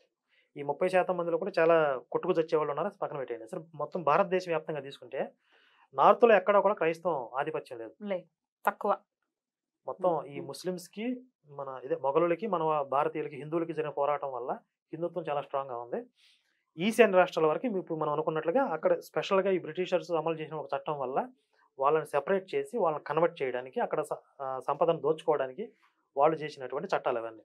అందువల్ల ఈశాన్య రాష్ట్రాల్లో అక్కడ ఈ క్రిస్టియానిటీ డామినేషన్. తర్వాత గోవాలో ఇంక్విజిషన్ అని చెప్పి హిందువుల మీద అకృత్యాలు జరిగినాయి. పోర్చుగీస్ వాళ్ళ దగ్గర నుంచి ఫస్ట్ పోర్చుగీస్ వాళ్ళు ఆక్యుపై చేశారు కదా, అక్కడి నుంచి కూడా క్రిస్టియానిటీని అధికారిక మతం చేసి, అంటే వాళ్ళు ఏంటి అంటే వాళ్ళ ప్రభుత్వం నిలబడాలి అంటే వాళ్ళు క్రైస్తవులు అయిపోతే, అంటే లోకల్గా ఉన్న వాళ్ళు క్రైస్తవులు అయితే మనకు విధేయులై ఉంటారు. మన వాళ్ళు అనే ఫీలింగ్ లో ఉంటారు కదా, మన క్రైస్తవుల్ని మనల్ని పరిపాలిస్తున్నారు కదా అనే భావనతో మనకు సరెండర్ అయిపోతారు. కాబట్టి వాళ్ళు మత మార్పులు చేయటం మీద దృష్టి పెట్టారు. ఆ గోవా మొత్తాన్ని కూడా వాళ్ళు అధికారికంగా క్రైస్తవాన్ని మతం చేసేసి హిందువులు పూజ చేసుకోవాలంటే, ఏదైనా ఉత్సవం చేసుకోవాలంటే అక్కడ లోకల్గా ఉండే పాస్టర్ పర్మిషన్ కావాలి. Pastor permission? ఆ పాస్టర్ పర్మిషన్ లేకపోతే వీడు పూజ చేసుకోవడం లేదు అక్కడ. కొంతమందిని కట్టేసి తోలు వచ్చారు హిందువుల్ని. అసలు మేము చాలా దారుణంగా ఉంటుంది ఇంక్విజిషన్ అని చెప్పి. మీకు క్రైస్తవం అనేది ప్రేమ మతం అసలు అన్ని పక్కన పెట్టండి, మొత్తం బూజు దులిపేసేయండి అసలు. ఇది గోవాలో జరిగింది. మీరు మొత్తం ఇక దక్షిణ భారతదేశం కేరళలో కూడా చాలా ఎక్కువగా మనం అక్కడికి వస్తాం. ఇప్పుడు కేరళలో ఎందుకు ఎక్కువ ఉంది? ఈ బ్రిటిషర్స్ వేసవి కాలంలో సేద తీరడం కోసం, రిలాక్స్ అవ్వడం కోసం కేరళ పోయేవాళ్ళు. అక్కడ ఫామ్ హౌస్లో విల్లాలో కట్టుకునేవాళ్ళు. విల్లాలో కూడా అక్కడ 10 మంది పనులు కావాలి కదా, ఆ 10 మందిని పనిలోకి తీసుకోవడానికి మతం మార్చేవాళ్ళు. మతం మార్చి పనిలో పెట్టుకునేవాళ్ళు. అదొక మినిమం క్వాలిటీయా మతం మారటం? మరి అంతే కదా. వాళ్ళు అంటే ప్రత్యేకంగా దాన్ని పని కట్టుకు చేయకపోయినా కొంతమంది పనిలో పనిగా చేసేవాళ్ళు. అది ఒక దేవుడు వీళ్ళకి ఒకటి ఉంటుంది, వైట్ మెన్స్ బర్డెన్ అని, శ్వేత జాతీయుల భారం అని చెప్పి ఒకటి పెట్టుకుంటారు అనమాట. నల్ల వాళ్ళందరినీ మతం మార్చడం దేవుడు మనకు అప్పగించిన బాధ్యత అని చెప్పి ఫీల్ అవుతూ ఉంటారు. అదొక కాన్సెప్ట్ ఉంది వాళ్ళకి, మేము వీళ్ళని ఉద్ధరిస్తున్నాం అనే పేరుతో. అలా వీళ్ళందరూ బ్రిటిషర్స్ అందరూ కూడా అక్కడ వేసవి విడుదల ఏర్పాటు చేసుకుని అక్కడ ఉండే వాళ్ళందరినీ మతం మార్చి పనిలో పెట్టుకునేవాళ్ళు. తర్వాత వీళ్ళు వెళ్ళిపోవాల్సిన టైం వచ్చినప్పుడు వాళ్ళు ఆ ఆస్తులన్నీ కూడా ఆ క్రైస్తవులకు రాసిచ్చేసారు. అక్కడ పెద్ద పెద్ద చర్చిలు. మరి వీళ్ళందరూ అక్కడికి వెళ్ళిన తర్వాత వీళ్ళు ప్రేయర్లు చేసుకోవడానికి చర్చిలు కావాలి కదా, పెద్ద పెద్ద చర్చిలు కట్టుకున్నారు. అవన్నీ కూడా వాళ్ళ దగ్గర పనిచేసిన క్రైస్తవులకు రాసిచ్చిపోయారు. అందుకని క్రైస్తవులకు అక్కడ చాలా పెద్ద పెద్ద చర్చిలు కానీ చాలా ఆస్తులు కానీ ఉంటాయి. కేరళలో ఆ విధంగా వ్యాప్తి చెందింది. ఈ తమిళనాడులో ద్రవిడవాదం తీసుకొచ్చారు. ఇప్పుడు మనకి తెలంగాణ, ఆంధ్రాలో తీసుకుంటే క్యాస్ట్ బేస్ మీద చాలా మందిని మతం మార్చారు. ఇందులో ఎక్కడన్నా యేసు ప్రేమ మతం ఎక్కడుందో చెప్పండి. సరే, ఇవన్నీ ఒక ఎత్తు అయితే ఇప్పుడు మీకే ప్రత్యక్ష అనుభవాలు ఉన్నాయి. మీకు ఏదైనా ప్రాబ్లం వస్తే మా మతంలోకి వస్తే అద్భుతం జరిగింది. మీరు మీతోనే సాక్ష్యం చెప్పించాలని చూశారు. ఇవన్నీ కూడా ఒక ట్రాప్. ఇందులో యేసు ప్రేమ మతం ఎక్కడుంది అసలు? ఈ విధంగా వ్యాప్తి. ఇప్పుడు భారత ఇన్ని చేస్తే కూడా 2000 సంవత్సరాల నుంచి ఇన్ని కుట్రలు చేస్తే ఇప్పటికీ భారతదేశంలో 10% లేదు. అసలు ఇవన్నీ చేయకపోతే రైట్ అండి. కొంతమంది సోకాల్డ్ సెక్యులర్స్ అనుకోవచ్చు, లేకపోతే మానవతావాదులుగా తమను తాము అభివర్ణించుకునే వాళ్ళు, నాస్తికులు, ప్రత్యేకించి రాముడు గురించి మాట్లాడినప్పుడు అసలు ఎక్కడ ప్రూఫ్ ఏది? రాముడు ఉన్నాడు, రాముడు ఇక్కడ నడయాడాడు, లేకపోతే రామాయణం ఇక్కడ జరిగింది అనటానికి ప్రూఫ్ ఏది? ఒక పేపర్ మీద ప్రూఫ్ ఉందా అని చాలా అజ్ఞానంగా, అసలు ఎల్కేజీ పిల్లాడు కూడా అడగడు అట్లాంటి క్వశ్చన్స్ అడుగుతూ తమను తాము చాలా మేధావులుగా వాళ్ళకి వాళ్ళే పరిగణిస్తారు. వేరే వాళ్ళు పరిగణిస్తారో లేదో నాకు మాత్రం ప్రశ్నార్థకమే. ఇట్లాంటి మేధావుల్ని, సోకాల్డ్ మేధావుల్ని మీరు ఎలా చూస్తారు? అంటే వీళ్ళ సమస్య ఏంటి అనేది నాకు అర్థం కావాలి. అదే, అసలు రాముడు లేడు, అంత అభూత కల్పన అనేది వాళ్ళ వాదన, నాస్తికుల వాదన. ఇప్పుడు నేను ఎక్కడో విన్నాను, రామాయణ మహాభారతాలు నిజంగా జరుగుంటే అద్భుతం, జరగకపోతే అత్యద్భుతం. ఎక్కడ ఎందుకు అంటే ఇప్పుడు జరిగిన చరిత్రను రాయటం, గ్రంథస్థం చేయటం ఈజీ. నిజంగా జరగకుండా అన్ని క్యారెక్టర్లు సృష్టించడం అసాధ్యం కదా అసలు. ఇప్పుడు మహాభారతంలోకి వెళ్ళారు అనుకోండి, ఎన్ని క్యారెక్టర్లు ఉంటాయి, ఒక్కొక్క క్యారెక్టర్కి ఎంత డెప్త్ ఉంటుంది. ఇప్పుడు విదురుడు తీసుకోండి, విదుర నీతి అని ఉంది. ఇద్దరున్నారు. ధర్మరాజుని తీసుకోండి, ధర్మరాజు ఉపదేశాలు ఉంటాయి, రాజనీతి ఉంటది. ఆయన అంపశయ మీద ఉన్నప్పుడు భీష్ముడు భీష్ముడు భీష్ముడు ధర్మరాజుకి వీళ్ళందరికీ బోధిస్తాడు. చెప్తారు. అవును. అది ఆ ఒక్కొక్క క్యారెక్టర్ లో ఎంత గాంభీర్యం ఉంటది, దానికి ఫౌండేషన్ ఎక్కడో ఉంటది, దాని లింక్ ఎక్కడో ఉంటది. అసలు ఇన్ని క్యారెక్టర్లు సృష్టించడం అసాధ్యం కదా. అసాధ్యం. ఆ సృష్టించడమే దేవుడు. రామాయణ మహాభారతాలు నిజంగా చరిత్ర కాకపోతే గనక ఆ రెండింటిని రాసిన వాళ్ళే దేవుళ్ళు వేద వ్యాసుడే దేవుడు, వాల్మీకి దేవుడు మనకి అనుకోవాలి కదా. అంత సామర్థ్యం దేవుడి తప్ప ఇంకెవరికి ఉండదు. కరెక్ట్. అయితే మనం ఇక్కడ తీసుకోవాల్సింది ఏంటి, ఇప్పుడు పోనీ రాముడు లేడు అని అనుకుందాం వాళ్ళ దృష్టిలో, కానీ రాముడి క్యారెక్టర్ లో కొన్ని నైతిక విలువలు ఉన్నాయి కదా, ఈ సమాజానికి పనికొచ్చే అంశాలు ఉన్నాయి కదా, అవి తీసుకోవాలి కదా. తప్పులేదు అంటే మంచిని తీసుకోవడం కూడా నీకేం నొప్పి అక్కడ. అసలు మంచి రాయలేదు అని అంటారు, అంతా కవర్ చేసేసి. ఇప్పుడు రామాయణ విషవృక్షం అని ఒక ఆవిడ ఒక పుస్తకాన్ని రాశారు, మీకు ఐడియా ఉండే ఉంటుంది. దాంట్లో అభివర్ణించిన తీరును చూస్తే ఉంటుంది. కత్తి పద్మారావు మాట్లాడి అక్కడి నుంచే ఎగ్జాక్ట్లీ ఆ ఇన్స్పిరేషన్. దానికి ఎక్కడ ప్రమాణం ఉండదు కదా, ప్రమాణం ఏమీ లేదు. వాళ్ళు కల్పితాలు కొన్ని సృష్టించుకొని ఇది రాముడు అని చెప్పి విమర్శిస్తే దానికి ఎవరు సమాధానం చెప్తాడు? ఇలాగే చెప్తారు. ఇవన్నీ కూడా వాల్మీకి రామాయణం కూడా కల్పితమనే అంటారు. దానికి ఏంటి మీ సమాధానం? ఇప్పుడు అడ్డదిడ్డంగా వాదించే వాళ్ళతో మనం నిరూపించుకోవాల్సిన అవసరం లేదు. రామాయణం, వాల్మీకి రామాయణంలో ప్రస్తావించిన రాముడి క్యారెక్టర్ లో ఎక్కడైనా దోషాలు ఉన్నాయి అని ఎవడైనా రుజువు చేస్తానంటే, ఇప్పుడు ఈ వీడియో ముఖంగా నేను ఛాలెంజ్ చేస్తాను, ఎవడైనా మగవాడు ఉంటే రండి, దాని మీద నేను మాట్లాడతాను. ఒక దాసుల్లా చూశాడు లక్ష్మణుణ్ణి అని వర్ణించటం కావచ్చు, అంటే వాళ్ళ విషవృక్షంలో వర్ణించిన తీరు గురించి మాట్లాడుతున్నాను. ఒక దాసుల్లా చూశాడని, ఇక భార్యను అనుమానించాడు అనేది దిక్కుమాల మన హిందువుల్లో కూడా అసలు కనీసం ఒక సర్గ చదివిన పాపానికి పోరు, ఒక్క శ్లోకం కూడా రాదు వాళ్ళకి. వాళ్ళు క్యారెక్టర్ గురించి మాట్లాడతారు, రాముడు క్యారెక్టర్ గురించి. రాముడికి ప్రాణాధికురాలు కదా సీతమ్మ, కానీ సీతమ్మ తల్లి కంటే కూడా అత్యంత ఇష్టడు ఎవరంటే లక్ష్మణుడు. 100%. నేను ఇంకా బ్రతకను అన్నాడు. లక్ష్మణుడు ఆయన్ని విడిచి వెళ్ళిపోయిన తర్వాత అవతార పరిసమాప్తి చేసాడు. సీతమ్మ లేకుండా కూడా కొన్నాళ్ళు జీవించాడు, కానీ లక్ష్మణుడు లేకుండా జీవించాలి అసలు. కరెక్ట్. లక్ష్మణుడు మీరు చెప్పిన మోర్చొచ్చి పడిపోతే ఇంకా ప్రాణత్యాగం చేసేస్తా అన్నాడు. అక్కడ ఒక మాట చెప్తాడు, లోకమంతా గాలిస్తే సీత లాంటి భార్య దొరుకుతుందేమో కానీ లక్ష్మణ నీలాంటి తమ్ముడు ఇంకెక్కడ దొరుకుతాడు అన్నాడు. అసలు ఈ సన్నాసులు చదువుతారా రామాయణం? అసలు ఒక్కసారి మన వాళ్ళైనా దౌర్భాగ్యులు అసలు నిజంగా ఒకసారి చదవాలి కదా పుస్తకాన్ని, అసలు ఏముందో చూద్దాం ముందు. ఎలాంటి అవగాహన లేకుండా సీతమ్మని అనుమానించాడు. అసలు నీకేం తెలుసురా అసలు రాముడి క్యారెక్టర్ గురించి? ఇప్పుడు ఈ రోజు సీతమ్మ పాతివ్రత్యం గురించి ఎవరికి ఎలాంటి అనుమానం లేకుండా అసలు మహాపతివ్రత అని చెప్పి, అంటే రామాయణాన్ని రాముడిని తిట్టేవాళ్ళు కూడా సీతమ్మ తల్లిని గౌరవిస్తున్నారంటే రాముడి యొక్క విజన్ అది. సీతమ్మ మీద ఎలాంటి అపనిందలు వస్తాయని చెప్పి ఆవిడ పాతివ్రత్యాన్ని లోకానికి నిరూపించాడు. అగ్ని ప్రవేశం చేయమని ఈయన చెప్పలే కంటి చూపుతో. ఆవిడ అగ్ని ప్రవేశం చేయాలని చెప్పి తను నిశ్చయించుకుంటే ఈయన అనుమతించాడు. దానికి మాట్లాడుకోలేదు ఇద్దరు, జస్ట్ కంటి చూపుతోటే వాళ్ళిద్దరి మధ్య జరిగినటువంటి సంభాషణ. అది మనం రామాయణం చదివితే అర్థమవుతుంది. Right right. అయితే ఇట్లా క్వైట్ ఆపోజిట్ గా అసలు జరగని విషయాన్ని జరిగినట్టు మాట్లాడటం, ఇట్లా బహిరంగంగానే ఇట్లా వీడియోలు చేసి మాట్లాడటం, చాలా నీచంగా మాట్లాడటం. సో మీరు ఆల్రెడీ ఎదుర్కొన్నారు, ఇంకా ఎదుర్కోవాలి. హిందువులు అందరూ కూడా ఎదుర్కోవాలి. అలా రాముడిని అంటే కానీ లేకపోతే అసలు ఇతిహాసాలు దేని గురించి మాట్లాడినా ఊరుకునేటటువంటి పరిస్థితి ఉండదు అని ఎలా చెప్పాల్సి ఉంటుందండి వీళ్ళకి బుద్ధి వచ్చేలా? ఒకటి, చట్టాలు స్ట్రిక్ట్ గా అమలయ్యేలాగా ప్రయత్నం చేయాలి. లేదు ఉన్న చట్టాల్లో బలం సరిపోవట్లేదంటే కొత్త చట్టాలు చేయాలి. 100% రాజ్యాంగపరంగా చట్టబద్ధంగా మన రామాయణ మహాభారత ఇతిహాసాలకి రక్షణ కల్పించాల్సిందే, అందులో ఎలాంటి అనుమానం లేదు. ఒకవేళ ప్రభుత్వాలు కానీ ఈ చట్టాలని కట్టుదిట్టంగా అమలు చేయడంలో విఫలమైతే అప్పుడు లా అండ్ ఆర్డర్ని అతిక్రమించైనా సరే మన సంస్కృతిని మన చరిత్రని కాపాడుకోవాలి అనే ఆలోచనలు హిందువుల్లో రావచ్చు. కాబట్టి హిందువులు అక్కడ దాకా వెళ్లకుండా చూసుకోవాల్సిన బాధ్యత ప్రభుత్వాలదే. ఇప్పుడు మీకు ఖురాన్ని విమర్శిస్తే ఇమీడియట్ గా అరెస్ట్ చేస్తారు. రాజాబాయిని కూడా అరెస్ట్ చేశారు కదా ఈ మధ్య.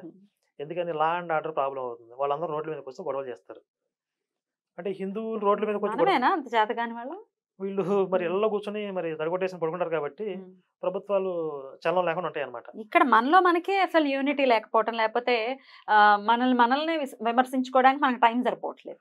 రాముడి గురించి అనేస్తాం, సీతమ్మ తల్లి గురించి అనేస్తాము, ఇతిహాసాలు చదవం, అయినప్పటికీ మాట్లాడేస్తాం, జడ్జిమెంట్స్ పాస్ చేస్తూ ఉంటాము. మార్పు ముందు మనలో కూడా రావాలి కదండి. ఇట్లా ఆలోచించే వాళ్ళలో కూడా ఖచ్చితంగా రావాలి కదా. మెయిన్ ఇప్పుడు ఎదుటి వాళ్ళ మీదే మనం నేరారోపణ చేయకుండా మన హిందుత్వంలో హిందువుల్లో ఉన్నటువంటి అసమర్థతని కూడా మనం దాన్ని గమనించాలి. ముందు దాని మీదే పనిచేస్తున్నాం మేము ఫస్ట్. అసలు ఈ సెక్యులరిజం, ఈ చేత గాని చేవజొచ్చిన సెక్యులరిజం నశించిపోవాలి పూర్తిగా. అసలు అసలు సాధ్యపడుతుందండి నశించిపోవడం అనేది ఇండియాలో? మీరు ఒక 10 సంవత్సరాలకి పూర్వం తీసుకుంటే ఇప్పటికి చాలా చేంజ్ ఉంది చూడండి. ఇప్పుడు మత ప్రచారం ఈ బిచ్చగాళ్ళు కనుక ఓళ్ళలోకి వెళ్ళి ప్రచారానికి వెళ్తుంటే ఎక్కడికక్కడ తిరుగుబాట్లు చేస్తున్నారు. 10 సంవత్సరాలకు ముందు ఇలా లేదు పరిస్థితి. ఇంకో 10 సంవత్సరాలు చూడండి మారుతుంది. కరుణాకర్ గారు, విదేశీ మతాలు మనకొద్దు అని డాక్టర్ బిఆర్ అంబేద్కర్ గారు అనేటటువంటి మాటలు ఉన్నాయి. ఆయన దాన్ని ఎట్లా చూస్తారు? ఆయన వద్దు అని మాటల్లో చెప్పడం కాకుండా ఆయన ఆచరణలో కూడా చేసి చూపించారు. బౌద్ధంలోకి మతం మార్పిడి అయ్యారు తప్ప ఏ ఇస్లాంలోకో క్రిస్టియానిటీలోకి మతం మారలేదు. ఎందుకని అవకాశం లేక మారలేదా అని కాదు, ఇంకా చెప్పాలంటే వీళ్ళు వెళ్ళి వలేశారు. ఇస్లాం మత పెద్దలు, క్రైస్తవ మత పెద్దలు వెళ్ళి అంబేద్కర్ గారి దగ్గరికి మీరు మా మతంలోకి వస్తే కొంత ప్యాకేజ్ ఇస్తామని కూడా చెప్పారు. ఆయన ఒప్పుకోలేదు. వాళ్ళు కనుక అంటే ఈయన వెళ్తే కొన్ని వేల మందిలో లక్షల మందిలో వాళ్ళ మతంలోకి తీసుకోవడం ఆలోచన. దానివల్ల ఏమైంది అంటే ఆంగ్లేయులకి బలం పెరుగుతుంది, మన వాళ్ళు క్రిస్టియానిటీలోకి మారితే ఆంగ్లేయులకు బలం పెరుగుతుంది అనేది అంబేద్కర్ గారి స్టేట్మెంట్.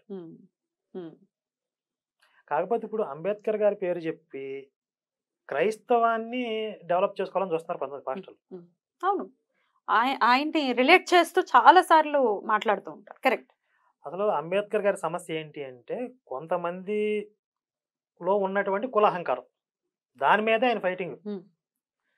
ఇప్పుడు రాముడు కృష్ణుడు రహస్యాలు అని చెప్పి ఒక పుస్తకం వచ్చింది, ఆయన రాశాడు అని చెప్పి అంటారు. అది ఎప్పుడు ఆయన చచ్చిపోయిన 30 సంవత్సరాల తర్వాత రిలీజ్ చేశారు. ఆయన రాశారు, ఎవరు చూశారు? ఆయన రాసుంటే ఆయన బతుకున్నప్పుడే రిలీజ్ చేశాడు. 30 సంవత్సరాల తర్వాత ఎవరు రిలీజ్ చేస్తారా? ఆయన ఎప్పుడు రాముడిని కృష్ణుడిని రామాయణ మహాభారతాలని పెద్దగా విమర్శించలేదంటే అంటే మహా అయితే ఇప్పుడు శంభోక వధ గురించి ఎప్పుడైనా మాట్లాడుండొచ్చు.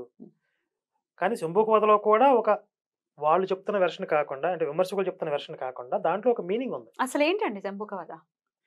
శంభూకుడు అనేవాడు తలకిందులుగా వేలాడుతూ ఒక ఉగ్రమైన తపస్సు చేస్తాడు, సశరీరంగా స్వర్గానికి పోవాలి అని. మనకి అంటే ఎప్పటి నుంచో ఉన్నటువంటి పురాణ ప్రమాణాల ప్రకారం తపస్సు, ఒక ఉగ్రమైన తపస్సు చేసిన పరిసరాలన్నీ కూడా ప్రభావితం అవుతాయి. లోకాలన్నీ అల్లకొలం అయిపోతున్నాయి, దేవతలందరూ బ్రహ్మదేవుడి దగ్గర పరిగెత్తారు, ఇవన్నీ ఉంటాయి కదా. అలా ఉగ్రమైన తపస్సు వల్ల ఒక బాలుడు మరణించాడు అంటే ఇక్కడ అల్లకొల్లం అవుతుంది, దీన్ని మరి నువ్వు చూసుకోవాలి కదా, రాజువు కదా అని చెప్పి ఒక బ్రాహ్మణుడు రాముడి దగ్గరికి పోతాడు. రాముడు వెళ్ళి ఆ ఉగ్ర తపస్సు చేసిన శంభుకుడి దగ్గరికి పోయి, ఎందుకు రాను ఇలా తపస్సు చేస్తున్నావు అంటే, నేను స్వర్గానికి పోవాలి శ్రీరంగా అంటే, అధార్మికమైనటువంటి కోరికతో వీడు ఒక రివర్స్లో ఉగ్రమైన తపస్సు చేస్తున్నాడు కాబట్టి ఆ శిక్షగా శిరస్సు ఖండించాడు. కానీ రాముడి చేతిలో మరణించడం వల్ల వాడు స్వర్గానికే పోయాడు.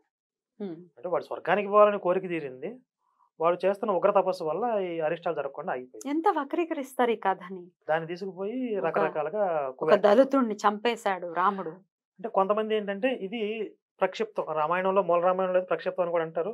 సరే ప్రక్షిప్తమా కాదని పక్కన పెడితే దీంట్లో పెద్దగా దోషం అనేది నాకు కనపడలేదు. అంటే అంత వీళ్ళు విమర్శిస్తున్నంత అరాచకం ఎక్కడుంది అసలు అక్కడ?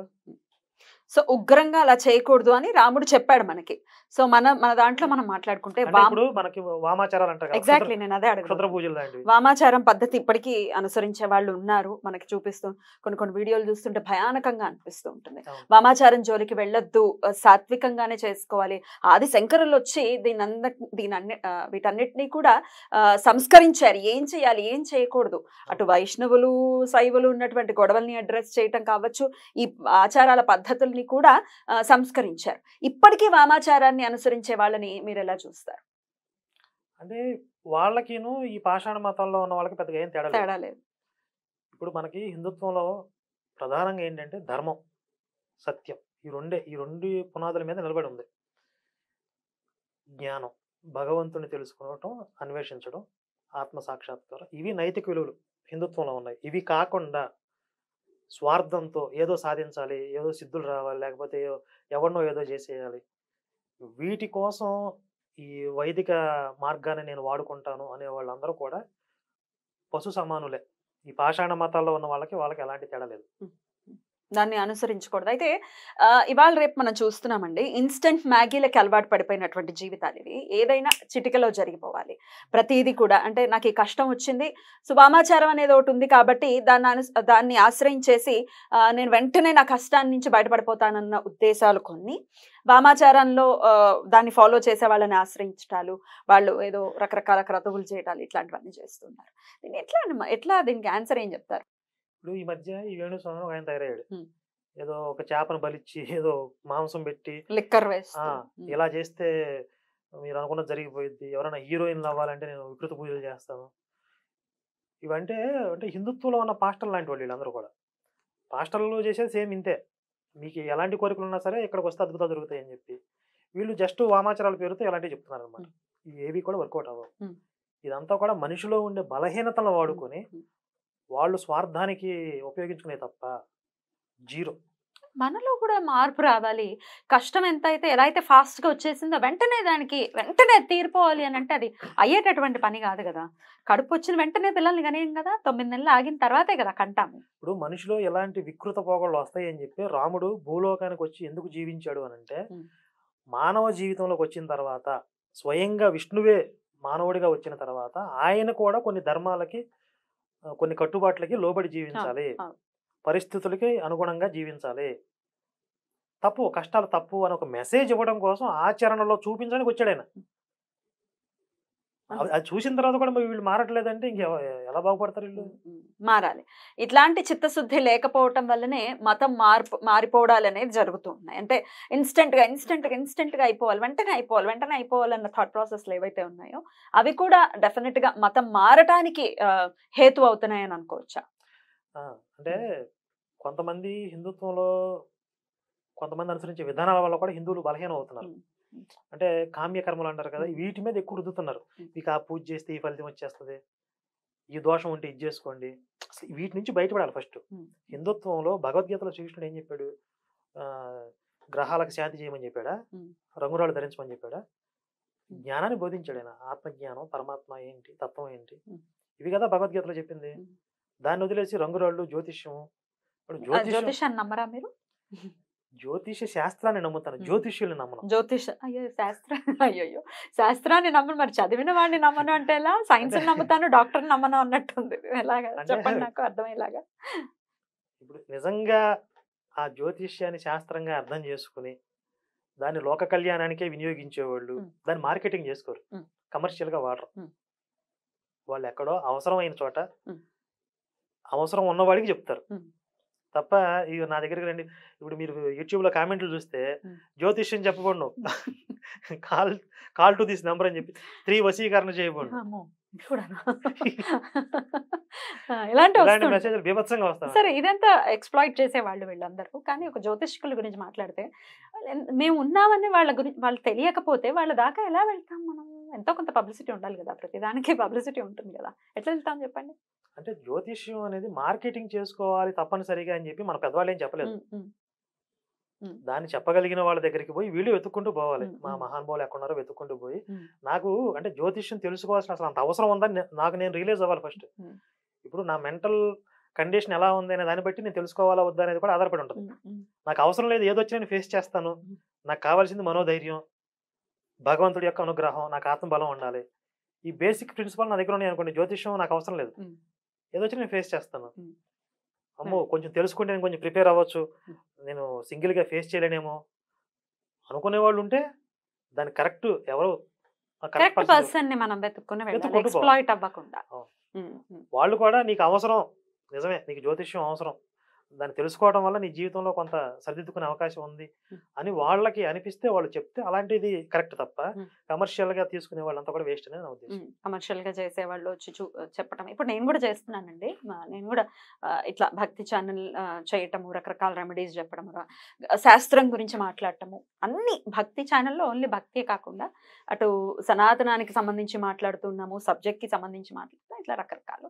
అయితే నేను ప్రోగ్రామ్స్ లో రెమెడీస్ చెప్తున్నాం అనుకోండి, సే ఫర్ ఎగ్జాంపుల్ ఏదైనా చిన్న రెమెడీస్, ఇట్లాంటి ఆర్థిక పరమైన ఇబ్బందులు ఉన్నాయి, ఇలా చేసుకోండి, ఇంట్లో ఖర్చు అవ్వకుండా ఇట్లా పూజ చేసుకోండి, నేను నా థాట్ ప్రాసెస్ ఏంటంటే అండి, ఒక ఒక పాజిటివిటీ నింపాలి. బ్రెయిన్ ఈజ్ ఎవ్రీథింగ్ అని నేను డెఫినెట్గా నమ్ముతాను.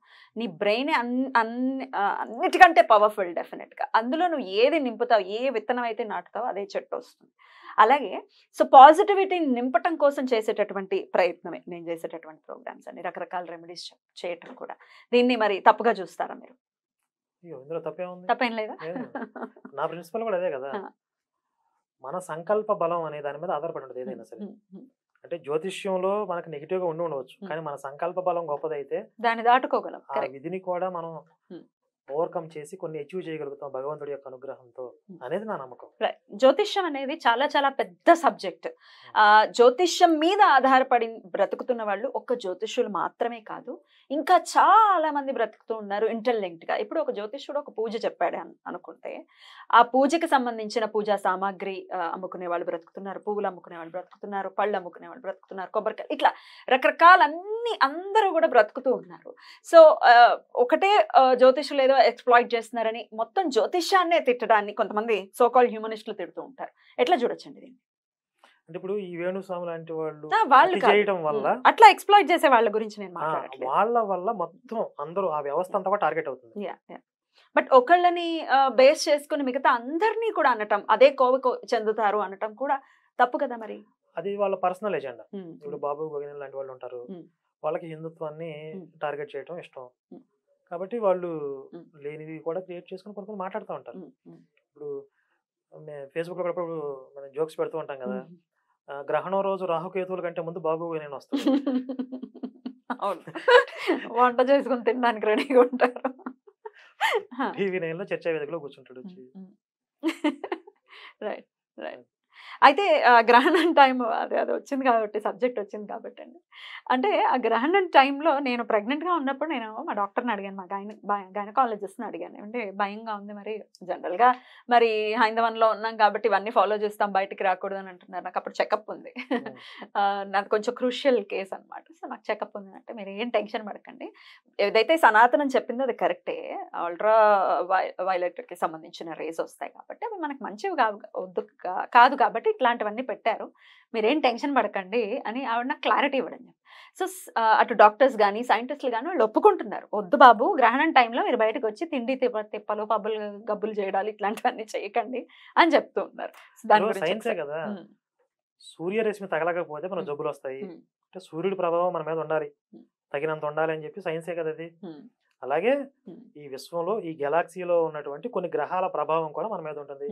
సూర్యుడి చుట్టూ భూమి తిరుగుతున్న ఆకర్షణ శక్తి కదా, భూమి చుట్టూ చంద్రుడి ఆకర్షణ శక్తి కదా, భూమికి చంద్రుడికి మధ్య ఒక ఎనర్జీ ఏదో ఉంది కదా, చంద్రుడు కిరణాల వల్ల ఔషధ గుణాలు కలుగుతున్నాయి మొక్కలకి అని చెప్పి సైన్స్ కదా, ఖచ్చితంగా గ్రహాల ప్రభావం ఉంటుంది. వీళ్ళు మాత్రం వచ్చేసి అలాంటిది ఏది ఉండదు, భూమి అడ్డం వచ్చింది కాబట్టి నీడొచ్చింది దానికి భయపడతారా, దీంట్లో ఏది శాస్త్రీయత ఏమిటి, ఇట్లా రకరకాలు మాట్లాడుతూ ఉంటారు.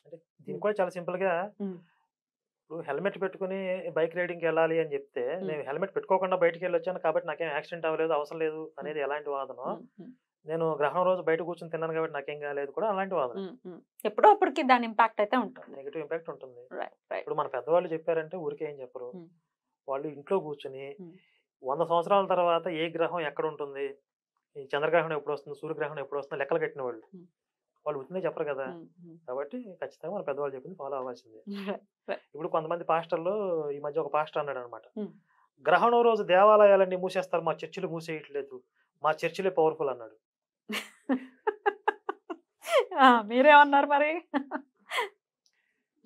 గవర్నమెంట్ ఆఫీసులు కూడా మూసేయారు గ్రహణం రోజు, అంటే అక్కడ ఎలాంటి ఎనర్జీ ఉండదు, కాస్మిక్ ఎనర్జీ ఉండదు చర్చిల్లో కానీ గవర్నమెంట్ ఆఫీసులో, కానీ ఈ అంతా కూడా పవర్ సెంటర్స్, దేవాలయాలు, యంత్రాలు ఉంటాయి, అక్కడ శక్తి యంత్రాలు ఉంటాయి. ఆ శంకుస్థాపన రోజే, ప్రతిష్టాపన రోజే శక్తి యంత్రాలు పెడతారు, ఒక కాస్మిక్ ఎనర్జీ ఉంటుంది, ధ్వజస్తంభం ఉంటుంది. కాబట్టి అక్కడ నెగిటివ్ ఫోర్సెస్ ఏవి కూడా దానికి దీనికి వచ్చేటట్టు ఉపద్రవాలు లేకుండా దేవాలయాలను ఆ రోజు మూసి ఉంచుతారు. ఈ ఎనర్జీ ఇప్పుడు ట్రాన్స్ఫార్మర్ పేలింది కాబట్టి జాగ్రత్తలు తీసుకుంటారు, ఇది పేలది దగ్గర కరెంట్ లేదు, power line wire switch off చేస్తే ఏంటి, ఆన్ చేస్తే ఏంటి, మూస్తే ఏంటి తీస్తే ఏంటి, అమ్మో ఎట్లా అండి దండయాత్ర నెక్స్ట్ లెవెల్లో జరుగుతుంది మీది. ఎట్లా రకరకాల బెదిరింపులు వస్తూ ఉన్నాయి, రకరకాల మీరు చాలా ఫన్ క్రియేట్ చేస్తూ ఉంటారు. అటు దాన్ని చక్కగా అర్థం చేయించే ప్రయత్నంలో భాగంగానే ఫన్ కూడా చాలా క్రియేట్ చేస్తూ ఉంటారు. ఎట్లాంటి ఎన్ని కాల్స్ వస్తూ ఉంటాయి ఇట్లాంటి పాస్టర్స్ నుంచి ఆన్ అన్ యావరేజ్ మీకు?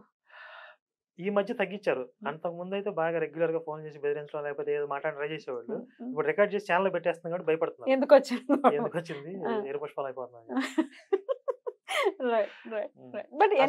ఇప్పుడు నేనేమి దాక్కుని రహస్యంగా ఉండి చేయట్లేదు కదా. ఎవడైనా మాట్లాడి ఉంటామంటే మనం చెప్తున్నాం, మాకెవడు రావట్లేదురా బాబు అని మొత్తుకుంటున్నాం. ఇప్పుడు మీ బైబిల్లో సత్యం ఉంటే, మీ బైబిల్ సమాజానికి పనికొస్తుందంటే, మీ యేసు గొప్పవాడైతే రండి మాట్లాడదాం, రుజువు చేయండి. రావట్లేదు ఎవరు. ఇప్పుడు బైబిల్ తరగతులు చేస్తున్నాం, ఒక్క ఎపిసోడ్ తప్పని రుజువు చేయండి అంటే రావట్లేదు. బైబిల్లో ఉన్న చదివి ఇది కదా అర్థం, మరి ఇది కరెక్ట్ అని అడుగుతున్నాం. అసలు ఆ వాక్యం బైబిల్లో లేదు, దానికి అర్థం కాదని ఎవరైనా చెప్పాలి కదా. ఎవరు రాడు ఎందుకని? ఎవరు రావట్లేదు. రైట్ అండి. సో మీరు మీ ఫేస్బుక్ లోనే పెట్టారు, దాని నుంచి వచ్చిన ఎక్స్ట్రాక్ట్ చేసినటువంటి క్వశ్చన్ ఇది.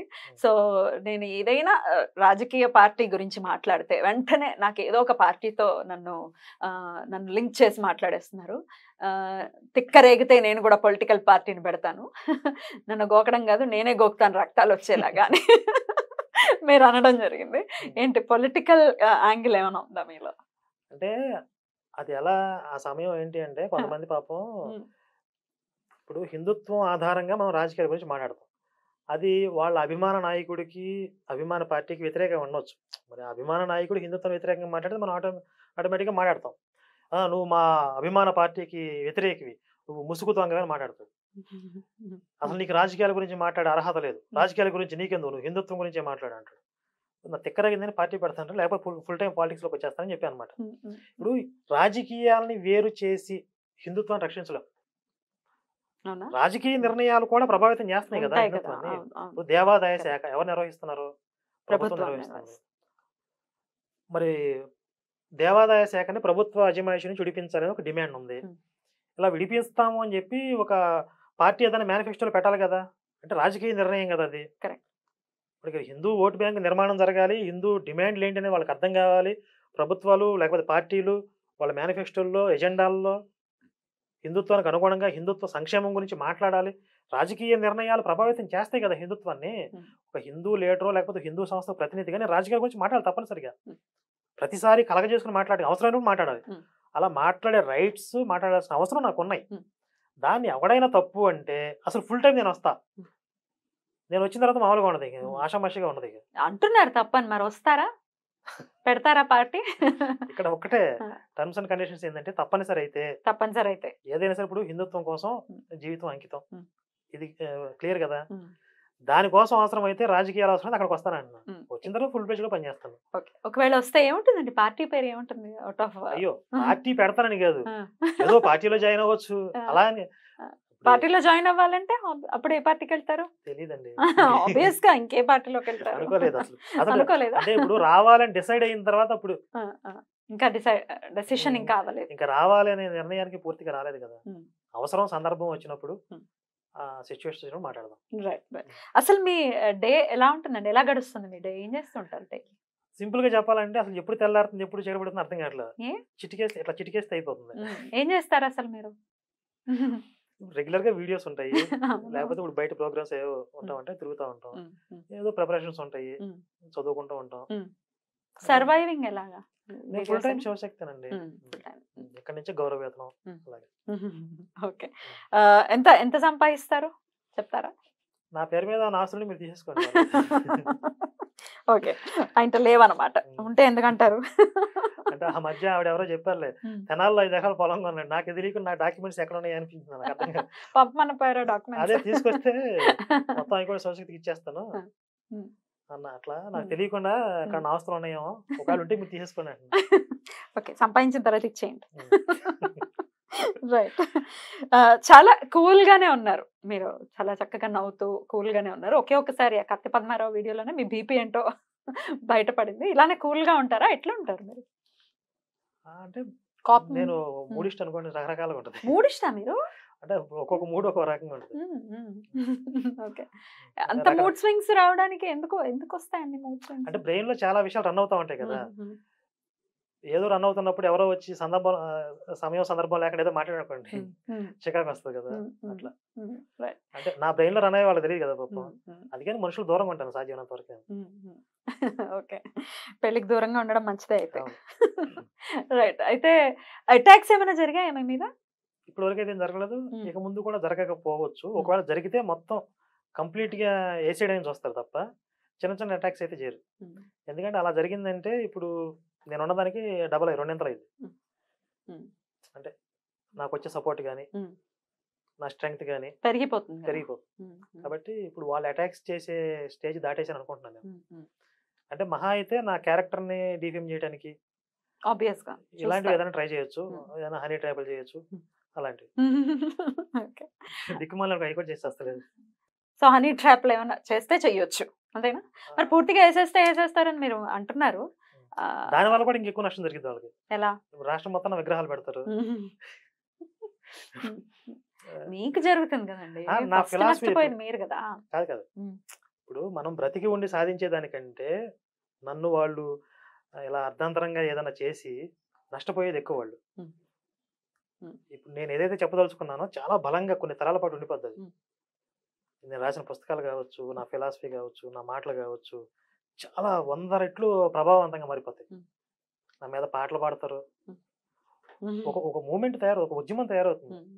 విగ్రహాలు పెడతారు, నాలాంటి వాళ్ళు 100 మంది తయారవుతారు, 1000 మంది తయారవుతారు. ఇప్పుడు నేను రక్త బీజులు అండి, నా రక్తం ఎలా పెడితే అక్కడి నుంచి 100 మంది పుడతారు. అమ్మ బాబోయ్, పోలిక బాలేదు కానీ మీలో పుట్టడమే కావాలి. అంటే పాస్టర్లకి రక్త బీజులు అండి. కాబట్టి వాళ్ళకి మిగిలిన ఒకే ఒక ఆప్షన్ ఏంటంటే నా క్యారెక్టర్ ని అసాసినేట్ చేసే విధంగా ఏదైనా ప్రయత్నించడం. అట్లాంటివి ఏమైనా జరిగాయా? ఎవరైనా అమ్మాయిలు? ఒకటి రెండు. ఏం జరిగాయి చెప్తారా నాకు?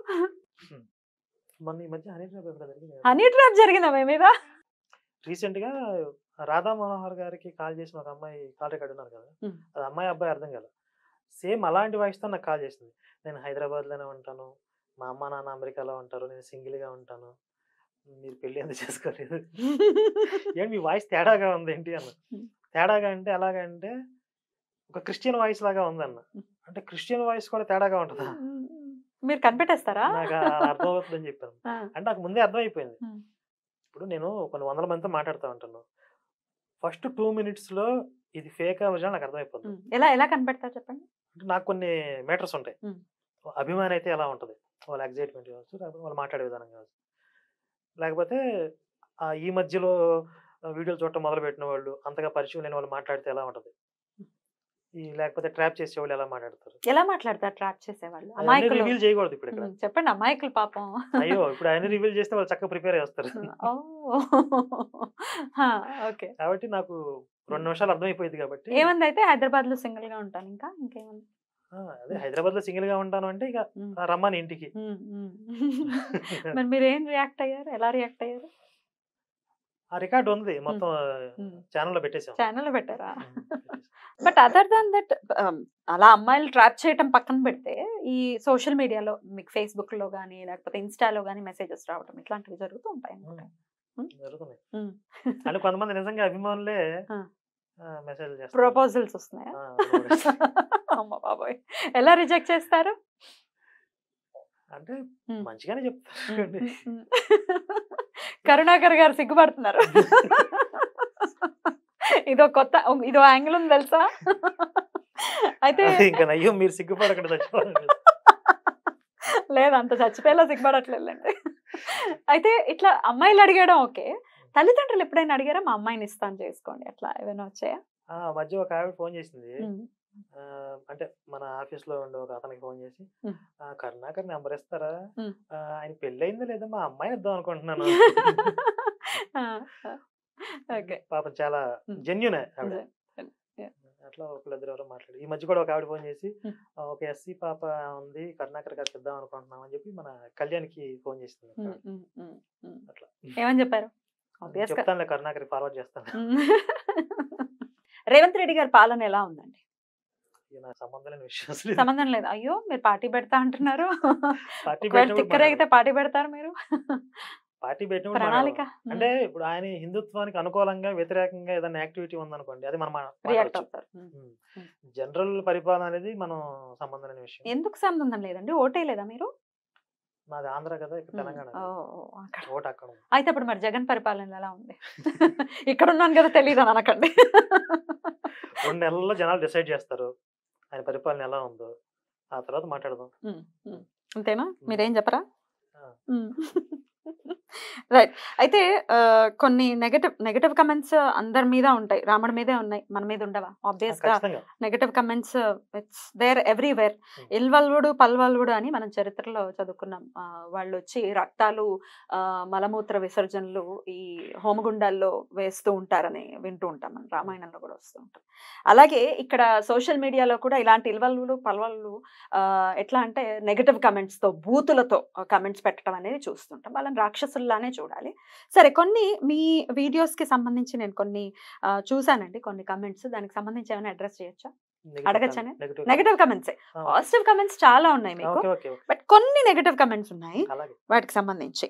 ఇంకా 2024లో కూడా దేవుళ్ళ గురించి ఏంటి బాబు, దేవుడు టోటల్లీ పర్సనల్ సబ్కా మాలిక్ ఏక్ హే. అది రాముడు కావచ్చు, అల్లా కావచ్చు, జీసస్ కావచ్చు. దీనికి మీ ఆన్సర్? వీళ్ళ గురించి మొన్న ఢిల్లీ వెళ్ళిన వీడియోలో అన్ని మతాలు ఒక్కటే అని మాట్లాడే వాళ్ళని ఉరి తీయాలి అని చెప్పాను. నాకు అంత కోపం. ఎందుకంటే వాడు ఏ మతం చదవకుండా, ఏ మత గ్రంథం తెలియకుండా అన్ని మతాలు ఒక్కటే, ఒక దిక్కుమాలిన స్టేట్మెంట్ ఇస్తారు. ఎలా ఒకటైద్ది? ఒక్కటే అయితే వాళ్ళు మతాలు ఎందుకు మారుస్తున్నారు? ఒక్కటే అయితే వేరే మతం వాళ్ళు ఎందుకు చంపుతున్నారు? అసలు బేసిక్ కామన్ సెన్స్ ఉండాలి కదా. ఎలా మాట్లాడతారు వీళ్ళు? ఇలా ఒకటే అని చెప్పి మొత్తం ఒక జాతిని ఒక మత్తులో ఉంచేసేసి అపార నష్టం జరిగిపోయింది కదా చరిత్రలో. ఇంకా మేలుకోకుండా ఆ మత్తులో ఉంచే ప్రయత్నం చేసేవాళ్ళని చూస్తే నాకు చాలా అసహ్యం. అదే మీ ఆన్సర్? ఓకే.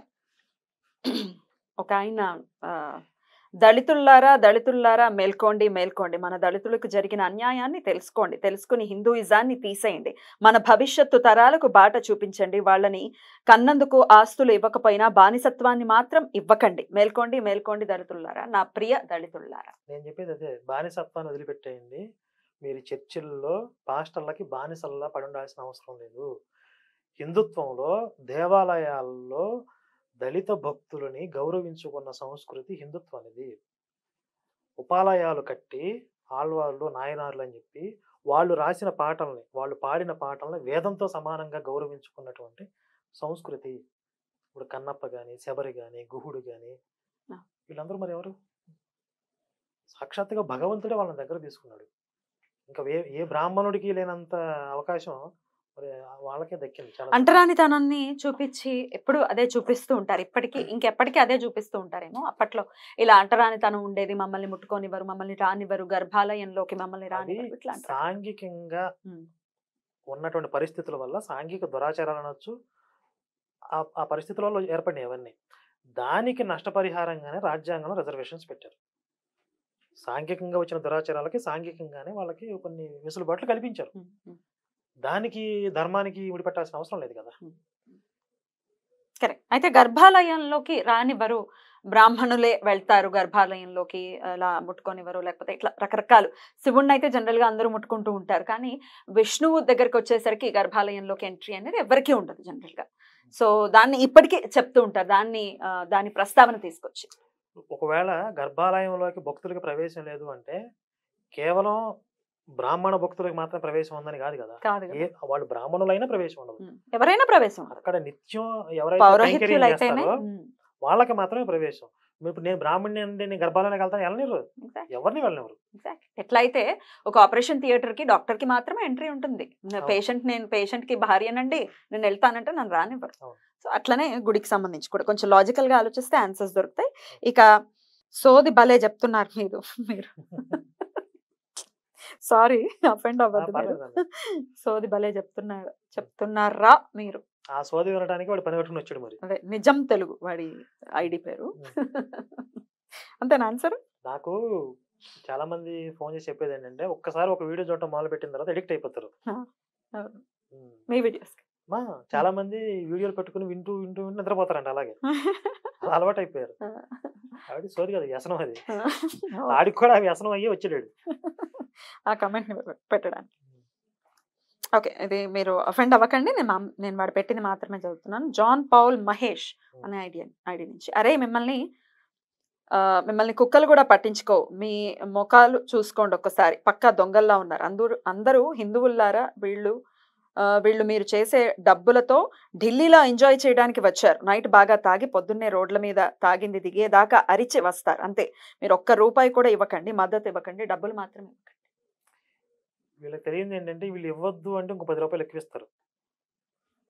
వీళ్ళ కడుపు మంట ఏంటి అంటే ఆర్థికంగా వీళ్ళకి సపోర్ట్ చేస్తున్నారు. ఇది వాళ్ళకి డైజెస్ట్ కాని విషయం. ఇప్పుడు పాస్టర్లకు ఒక సిస్టమ్ ఉంది, విశ్వాసులు అందరూ 10% కట్టాలని చెప్పి. హిందువులకి ఎక్కడన్నా హిందూ ప్రచారాలు నిర్వహించే వాళ్ళకి, హిందూ ధర్మ ప్రచారకులకి, హిందూ సమాజం నుంచి ఇంత పర్సంటేజ్ తీసేవాళ్ళు ఎక్కడ సిస్టం లేదు కదా. అసలు పౌరోహిత్యులకు కూడా ఇవ్వద్దు అని అంటారు కదా, అక్కడ పంతులు గారికి ఇవ్వద్దు, ఉండిలోనే వేయాలని అక్కడ బోర్డులు పెట్టారు. అసలు ఎలా ఇది సాధ్యం అవుతుంది? ధర్మ ప్రచారం పేరుతో లేకపోతే హిందూ సంస్థలు నిర్వహిస్తున్న వాళ్ళకి హిందూ సమాజం సపోర్ట్ చేయటం అనేది వీళ్ళకి అసలు డైజెస్ట్ కాని విషయం. దాని మీద కడుపు మంట వాళ్ళకి. వీళ్ళు ఏడ్చే కొద్దీ ఇంకెక్కువ సపోర్ట్ చేస్తారు. ఇది ఆల్రెడీ ప్రూవ్ అయింది. అవునా? ఇది ఇంకొకటి ఇట్లాంటిదే, గిరిధర్ అనే ఐడి నుంచి వచ్చింది. మాకు ముందే తెలుసు మీరు ఎంజాయ్ చేయడానికి మాత్రమే వెళ్తున్నారని, అక్కడ నుండి ఆగ్రా వెళ్ళి తాజ్మహల్ చూసి రండి, ఫోన్ పే నంబర్ అప్డేట్ చేస్తుండడం చేయండి, డబ్బులు వేస్తూనే ఉంటారు, ఎంజాయ్ చేయడానికి వెళ్ళారు అని అంటున్నారండి. ఎంజాయ్ చేయటం అంటే ఇప్పుడు మేము పబ్బులకో లేకపోతే బార్లకో వెళ్తే ఆ ఫోటోలు పెట్టమని చెప్పండి పోనీ. ఎట్లా అనేస్తారు అంత బ్లైండ్ గా? మేము వెళ్ళిన వీడియో అంతా పబ్లిక్ చేసి పెట్టాం, మేము చేసిన వర్క్ చూపించాం, దాన్ని నమ్మిన వాళ్ళు అర్థం చేసుకున్న వాళ్ళు మాకు సపోర్ట్ చేస్తారు, లేకపోతే లేదు. వీళ్ళకేంటి కడుపు మంట? ఎంజాయ్ చేయడానికి వెళ్ళారని ఎట్లా అంత బ్లైండ్ గా ఎట్లా మాట్లాడతారు? ఊరికే వాళ్ళు అలా మాట్లాడితే, అంటే ఇలా మాట్లాడుతూ ఉంటే నిజంగా ఎంజాయ్ చేస్తారా, నీకేం నొప్పి అని కూడా అంటారు మా వాళ్ళు. అవును, నిజమే, ఇదో పాయింట్ ఉంది తెలుసా. ఓకే, జంతర్ మంతర్ దగ్గర మంత్రగాళ్ళు అంటూ మిమ్మల్ని మంత్రగాళ్ళ కింద అభివర్ణిస్తున్నారు. నిజమే. మరి మంత్రగాడిని అనుకోండి పోనీ, ఇప్పుడు పాస్టర్ల వల నుండి తప్పిస్తున్నా కదా ఒక మంత్రం వేసి, మంత్రగాడిని సనాతన మంత్రం వేస్తున్నాం. ఓకే, కోట్ల దేవీ దేవతలు ఎలా వచ్చారా మీకు అంటూ ఒక సెన్స్లెస్ క్వశ్చన్ ఒకటి రేజ్ అయిందండి. దీనికి ఏదైనా ఆన్సర్ ఉందా? అంటే 3 మంది దేవతలు రావడం వల్ల వీడికి వచ్చిన కడుపు నొప్పి నాకు అర్థం కదా. ఇప్పుడు కోట్ల మంది దేవతలు ఉంటారు, నీకేం నష్టం ఏంటి? అయితే దేవతలు వేరు, దేవుడు వేరు. ఈశ్వరుడు ఒక్కడే, అనేక రూపాలు అవతారాలు తీసుకున్నాడు ఆయన. ఆయన పరివారం దేవతా సమూహాలు ఉంటాయి. చాలా మంది ఏంటంటే ముక్కోటి దేవతలు అనగానే దేవుళ్ళు, దేవతలు, దేవుడు, ఈశ్వరుడు మొత్తం అన్ని ఒకటే పదం అనుకుంటారు ఈ సన్నాసులు.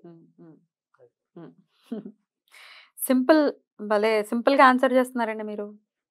నేనా? ఇదేంటిది? ఇది ప్రసాద్ డబ్బుతో మదమెక్కిన దళిత ద్రోహి ఏంటిది? ఇది అమర ప్రసాద్ గురించి ఒక కమెంట్ ఏదో వచ్చింది. రైట్. అయ్యా, మీకు కులం మతం కావాలా, ప్రజలందరూ సంతోషంగా కలిసిమెలిసి ఉండటం కావాలా? ప్రజలందరూ కలిసిమెలిసి సంతోషంగా ఉండాలి అంటే ఈ దేశం హిందూ మెజారిటీగా ఉండాలి. నిజంగా ఇప్పుడు హిందూ మెజారిటీగా ఉండటం వల్లే కదా ఇక్కడ నుంచి ఏ ముస్లిమ్స్ పారిపోవట్లేదుగా పాకిస్తాన్కి. కానీ పాకిస్తాన్ నుంచి హిందువులు ఎందుకు పారిపోయేస్తున్నారు? ఇప్పుడు పాత బస్తీలో ఏ హిందూ అయినా ప్రశాంతంగా బ్రతకగలరు అక్కడికి వెళ్ళి. కానీ హిందూ మెజారిటీ ఉన్న ప్రాంతాల్లో చక్కగా ముస్లిమ్స్ వ్యాపారాలు చేసుకుంటారు, కుటుంబంతో హ్యాపీగా బతికేస్తారు. అంటే తోటి సమాజాన్ని, తోటి వ్యక్తులని కలుపుకొని బ్రతకగలిగేది కేవలం హిందుత్వమే అలాంటి సంస్కారాన్ని నేర్పిస్తుంది. కాబట్టి దేశంలో శాంతి సామరస్యం ఉండాలి అంటే, ప్రజలందరూ కలిసిమెలిసి జీవించాలంటే హిందుత్వం బలంగా ఉండాలి. అది మన పాయింట్. రైట్. మీ బ్రతుకు రణరంగమే, అందరినీ తిట్టుకోవటము, క్రిస్టియన్స్ అంతా నీకంతా భయం ఉండాలి. అర్థం కాదు. క్రిస్టియన్స్ అంటే నీకు అంత భయం ఉండాలి. నీ బ్రతుకంతా రణరంగమే, అందరినీ తిట్టుకోవటము. క్రిస్టియన్స్ అంటే నీకు అంత భయం ఉండాలి. క్రిస్టియన్స్ అంటే భయం. నేను ఎక్కడ చెప్పాను? ఇప్పుడు పాస్టర్ని వేసుకోవడం సరదా నాకు. ఈయనకు భయం ఏంట్రా నాయన, నువ్వు నిజంగానే సన్నాసివి. అడవిలో మృగరాజు వేటకి వెళ్ళినట్టు అప్పుడప్పుడు సరదాగా పాస్టల్ వీడియోలు చూసి కౌంటర్లు వేసుకుంటా ఉంటాను నేను. నాకేం భయం. రైట్. ఇంకొకడు ఇది నిజంగా కామెడీ కామెంట్ అండి ఇది. మీరు దళితుల వెంట్రుకు కూడా పీకలేరు. పీకుతామని మేము ఎప్పుడు చెప్పాము? అసలు మాకు అవసరం ఉంది, ఆడికి ఏమైనా అవసరం అయితే పీక్కోమనండి, ఆడికి ఏ అవసరం అయితే అది పీక్కోమనండి, నాకెందుకు? ఆన్సర్ వచ్చింది నీకు. Okay okay. వీళ్ళు అంబేద్కర్ రాజ్యాంగం రాసిండు అని రాజ్యాంగాన్ని తప్పుదారి పట్టిస్తే భవిష్యత్తులో అంబేద్కర్ పేరు నిషేధించే రోజు రావచ్చు అని ఒకళ్ళు కమెంట్ పెట్టారండి. అంటే అది అంబేద్కరిస్టులకి వేసిన కౌంటర్ అతను. పాజిటివ్ కమెంట్ లేదు, పాజిటివ్ కమెంటే. అర్థమైంది. అంటే అంబేద్కరిస్టుల పేరుతో కొంతమంది అతి చేస్తున్నారు, వాళ్ళకి వేసిన కామెంట్ ఆయన. సెటైర్. ఇది ఒక్కసారి ఖచ్చితంగా దీని గురించి మాట్లాడాలి. రామాయణం గురించి అయిన భార్యను రక్షించుకోవటానికి మనుషులతో దేవుడు చేసిన యుద్ధం, రక్తపాతం. రామాయణం రాజ్యాల గురించి అన్నదమ్ముల మధ్య యుద్ధమా? యుద్ధము, రక్తపాతం. దేవుళ్ళని చూసి మానవులు నేర్చుకోవటానికి ఇందులో మంచి మానవత్వం ఏముందిరా బాయ్, అంతా రక్తపాతమే. ఏమిటండి వీడు ఏమిటంటున్నాడు అసలు? అంటే రామాయణం నుంచి నేర్చుకోవడానికి ఏముంది అని వాడి బాధ, వాడి కడుపు అంట. అసలు రామాయణంలో అన్నదమ్ములు కొట్టుకున్నారా? అంటే వాలి సుగ్రీవులు, రావణాసురుడు, విభీషణుడు, వాళ్ళు కూడా అన్నదమ్ములే కదా. అదంతా అయితే ఇక్కడ మనం చెప్పాల్సింది ఏంటి అంటే, రామాయణాన్ని ఆదర్శంగా తీసుకున్న భారత జాతి మొత్తం ప్రపంచానికి ఆదర్శవంతం అయింది. ఇక్కడ కుటుంబ వ్యవస్థ కానీ, బంధాలు కానీ, ఇవన్నీ ఎక్కడ బలంగా ఉన్నాయి? భారతదేశంలో కదా. వీళ్ళందరికీ ఆదర్శం ఏంటి? రామాయణమే కదా. మరి నీ నల్లట పుస్తకం తీసుకొచ్చి అందులో ఆదర్శాలు, విలువలు ఏం చూపిస్తా? చూపించడానికి. బడులు కడితే మేధావులు అవుతారు, గుడులు కడితే బిచ్చగాళ్ళు అవుతారు. Doctor BR Ambedkar. ఆయన చెప్పింది ఈయన కామెంట్ రూపంలో. ఆయన పేరుతో చాలా చలామణిలో ఉన్నాయి. సరే, ఆయన చెప్పాడు అనుకున్నా మనం యాజ్ ఇట్ ఈస్ గా గుడ్డిగా ఫాలో అవ్వాల్సిన అవసరం లేదు. విచక్షణతో మనం ఆలోచించాలి ఏది కరెక్టా కాదు. దేవాలయాలు అనేవి సమాజానికి గుండెకాయ లాంటివి. మొత్తం సమాజాన్ని ఒక కోఆర్డినేషన్ చేయడానికి, ఒక మనిషి యొక్క మానసిక స్థితిని బ్యాలెన్స్ చేయడానికి దేవాలయాలు చాలా అవసరం. అసలు దేవాలయాలు కరెక్ట్గా ఉంటే, తగినంత దేవాలయాలు నిర్వహణలో ఉంటే కనుక పోలీస్ స్టేషన్ అవసరం ఉండదు. రైట్ అండి. ఇట్లా నేను కొన్ని నేను అబ్జర్వ్ చేసినవి తీయటం జరిగింది. ఇట్లా పాజిటివ్ కమెంట్స్ అయితే చాలా ఉన్నాయి. జై శ్రీరామ్ అని స్టార్ట్ చేసి చాలా మిమ్మల్ని సపోర్ట్ చేసే వాళ్ళు చాలా మంది. వాళ్ళకి ఏమైనా మాట్లాడితే వాళ్ళకి ఏమైనా చెప్తారా? అయ్యో, వాళ్ళందరికీ ఇప్పుడు కృతజ్ఞున్నే.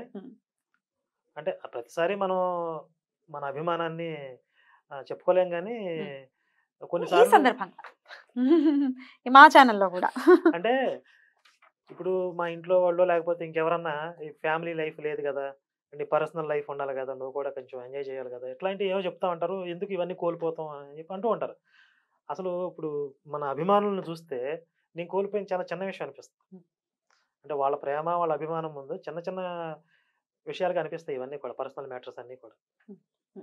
అదే పెళ్లి వ్యవహారం అన్ని ఎంజాయ్మెంట్ ఏమో కానీ అదొక బాధ్యత, లేకపోతే ఒక వయసు అయిన తర్వాత ఒక తోడు అనేది దాని వెనకాల ఉన్న థాట్ ప్రాసెస్ ఇది కూడా. మరి ఎప్పుడైనా ఆలోచించలేదా ఒక వయసు అయిపోయిన తర్వాత తోడు అవసరమేమో, ఎవరైనా ఉండాలేమో మనకి, ఇట్లాంటి ఆలోచన ఎప్పుడు రాలేదా? ఇది కూడా మెంటల్ కండిషన్ మీద ఆధారపడి ఉంటుందండి. మనం మానసికంగా బలవంతులు అనుకోండి, ఎలాంటి తోడు లేకపోయినా హ్యాపీగా జీవిత పర్యంతం కూడా బ్రతికేయచ్చు. నిజం చెప్పాలంటే ఇప్పుడు నాకు పెళ్లి చేసుకుంటే చాలా డైవర్షన్ ఉంటుంది, చాలా ఎనర్జీ డ్రైన్ అయిపోతుంది, అంత సమయం నేను కేటాయించలేను. నేను ఒక 50-60 సంవత్సరాల వయసులో కూడా నా వర్క్ ఏంటి? Intellectual work. అంటే చరిత్రలో ఉన్నటువంటి కొన్ని విషయాలను వెలికి తీసి, లేకపోతే ఆధ్యాత్మిక గ్రంథాల్లో ఉన్న కొన్ని విషయాలను వెలికి తీసి అవి జనాలకు అర్థమయ్యేలాగా కమ్యూనికేట్ చేయటం. పుస్తకాలు రాయటం కావచ్చు, వీడియోల రూపంలో కావచ్చు, ఇంటలెక్చువల్ వర్క్. దీనికి చాలా సమయం పెట్టాలి. ఈ వయసు వరకే చేయాలి, తర్వాత చేయలేము అనడానికి ఏం లేదు. రిటైర్మెంట్ తర్వాత కూడా చేయగలిగిన పని ఇది. 60-70 సంవత్సరాల వయసులో కూడా బ్రెయిన్ వర్క్ చేస్తుంది కదా, అప్పుడు కూడా నాకు చేతి నిండా పని ఉంటుంది. ఆ తోడు చాలంటారా? కానీ మీ అమ్మ నాన్న బాధపడుతూ ఉంటారు కదా, మరి వాళ్ళ బాధకి ఏంటి ఆన్సర్? వాళ్ళకు కూడా భగవద్గీత బోధిస్తుంది, వాళ్ళు కూడా సెట్ అయిపోతారు. మీరు ప్రత్యామ్నాయం చెప్తున్నారు అంతే. ర్యాపిడ్ ఫైర్, ఒక చిన్న rapid fire. One word about these personalities. Okay, ఒక్క వర్డ్ మాత్రమే. Doctor BR Ambedkar. చాలా మందికి అభిమాన పాత్రుడు అలాగే కొంతమందికి సందేహాస్పదంగా అంటే అభిమానించాలా వ్యతిరేకించాలా అనే సందిగ్ధావస్థలో ఉన్నటువంటి వ్యక్తి. రైట్. మీకు నేను పాజిటివ్స్ నెగిటివ్స్ రెండు ఉన్నాయి. మ్మ్. అంటే వ్యక్తిగతంగా చూసినప్పుడు సరే దాని మీద డీటెయిల్డ్గా వెళ్ళినప్పుడు మనం మాట్లాడదాం. ఈ జస్ట్ ఒక వన్ వర్డ్ అన్నారు మీరు, యాక్చువల్గా వ్యాసం రాశారు కదా అని నేను ఇంకా మళ్ళీ మీకు అన్నాను. సరే, ఓకే. ఛత్రపతి శివాజీ. చరిత్రలో ఉన్నటువంటి నిజమైన హీరో ఆయన. సుభాష్ చంద్రబోస్. భారతదేశానికి మొట్టమొదటి ప్రధానమంత్రి. భగత్ సింగ్. సాహసానికి మరో రూపం. బాల్ గంగాధర్ తిలక్ గారు. ఒక రెవల్యూషనరీ అంటే ఒక ఉద్యమాలను ఎలా ముందుకు తీసుకెళ్ళాలి అనే దానికి ఆదర్శం. నెహ్రూ. ఎక్స్పెక్ట్ చేసా ఈ స్మైల్. అంటే వ్యక్తిగత సౌఖ్యాల కోసం వ్యవస్థని కూడా బలి చేశారు అనే మనం ఆశ్చర్యపోయే స్థితిలో ఉన్న వ్యక్తి. రాణి లక్ష్మీబాయి. ఝాన్సీ లక్ష్మీబాయి. అదే ఝాన్సీ లక్ష్మీబాయి. దుర్గాదేవి ప్రతిరూపం. రైట్. ఇప్పుడున్న వాళ్ళల్లో చూసుకుంటే మోదీ. ఇప్పుడున్న పొలిటీషియన్స్. ఓకే, మోదీ. యోగి. నిజంగా యోగి. ఓకే, కేసీఆర్. అహంభావంతో కూడిన సక్సెస్ఫుల్ పర్సన్. సిబిఎన్. ప్రమోషన్ ఎక్కువగా జరిగినటువంటి ఒక విజనరీ నాయకుడు. ఓవర్ రేటెడ్ అంటారా? కేటీఆర్. తెలివైన వాడు కానీ మూర్ఖుడు. జగన్. మొండివాడు, అది దానికి ప్లస్ మైనస్. పవన్. నిజాయితీ ఎక్కువ, నిలకడ తక్కువ. లోకేష్. నిజాయితీ ఎక్కువ, నిలకడ తక్కువ. ఓకే, లోకేష్. ప్రూవ్ చేసుకుంటున్నాడు. Right, that's all. ఇంకా చాలా ఉన్నాయి కానీ ఇవి చాలు. అద్భుతం సార్, చాలా చాలా సంతోషం మీ సమయాన్ని ఇచ్చారు. మీరు చాలా కూల్గా, చాలా ప్లెజెంట్గా వెళ్ళింది అని నాకు అనిపించింది. మీకు ఎలా అనిపించింది? హౌ వాజ్ యువర్ టైం ఇప్పటి వరకు? చాలా బాగుంది. మంచి మంచి విషయాలు వచ్చినాయి. Thank you so much Karunakar గారు. ఎట్లాంటి ఒడిదుడుకులు లేకుండా మీరు చేసేటటువంటి ఈ ప్రయాణం డెఫినెట్గా సాఫీగా సాగదు కానీ బోల్డ్ అని రోలర్ కోస్టర్ లాగానే సాగుతూ ఉంటుంది మీ ప్రయాణం. బట్ దెన్ దాంట్లో మీరు అనుకున్న ఏదైతే మీ విజన్ ఏదైతే ఉందో, లేకపోతే మీరు ఏది సాధించాలనుకుంటున్నారో దాంట్లో సఫలీకృతం అవ్వాలని మనస్ఫూర్తిగా కోరుకుంటున్నాను. Thank you so very much అండి. నమస్తే.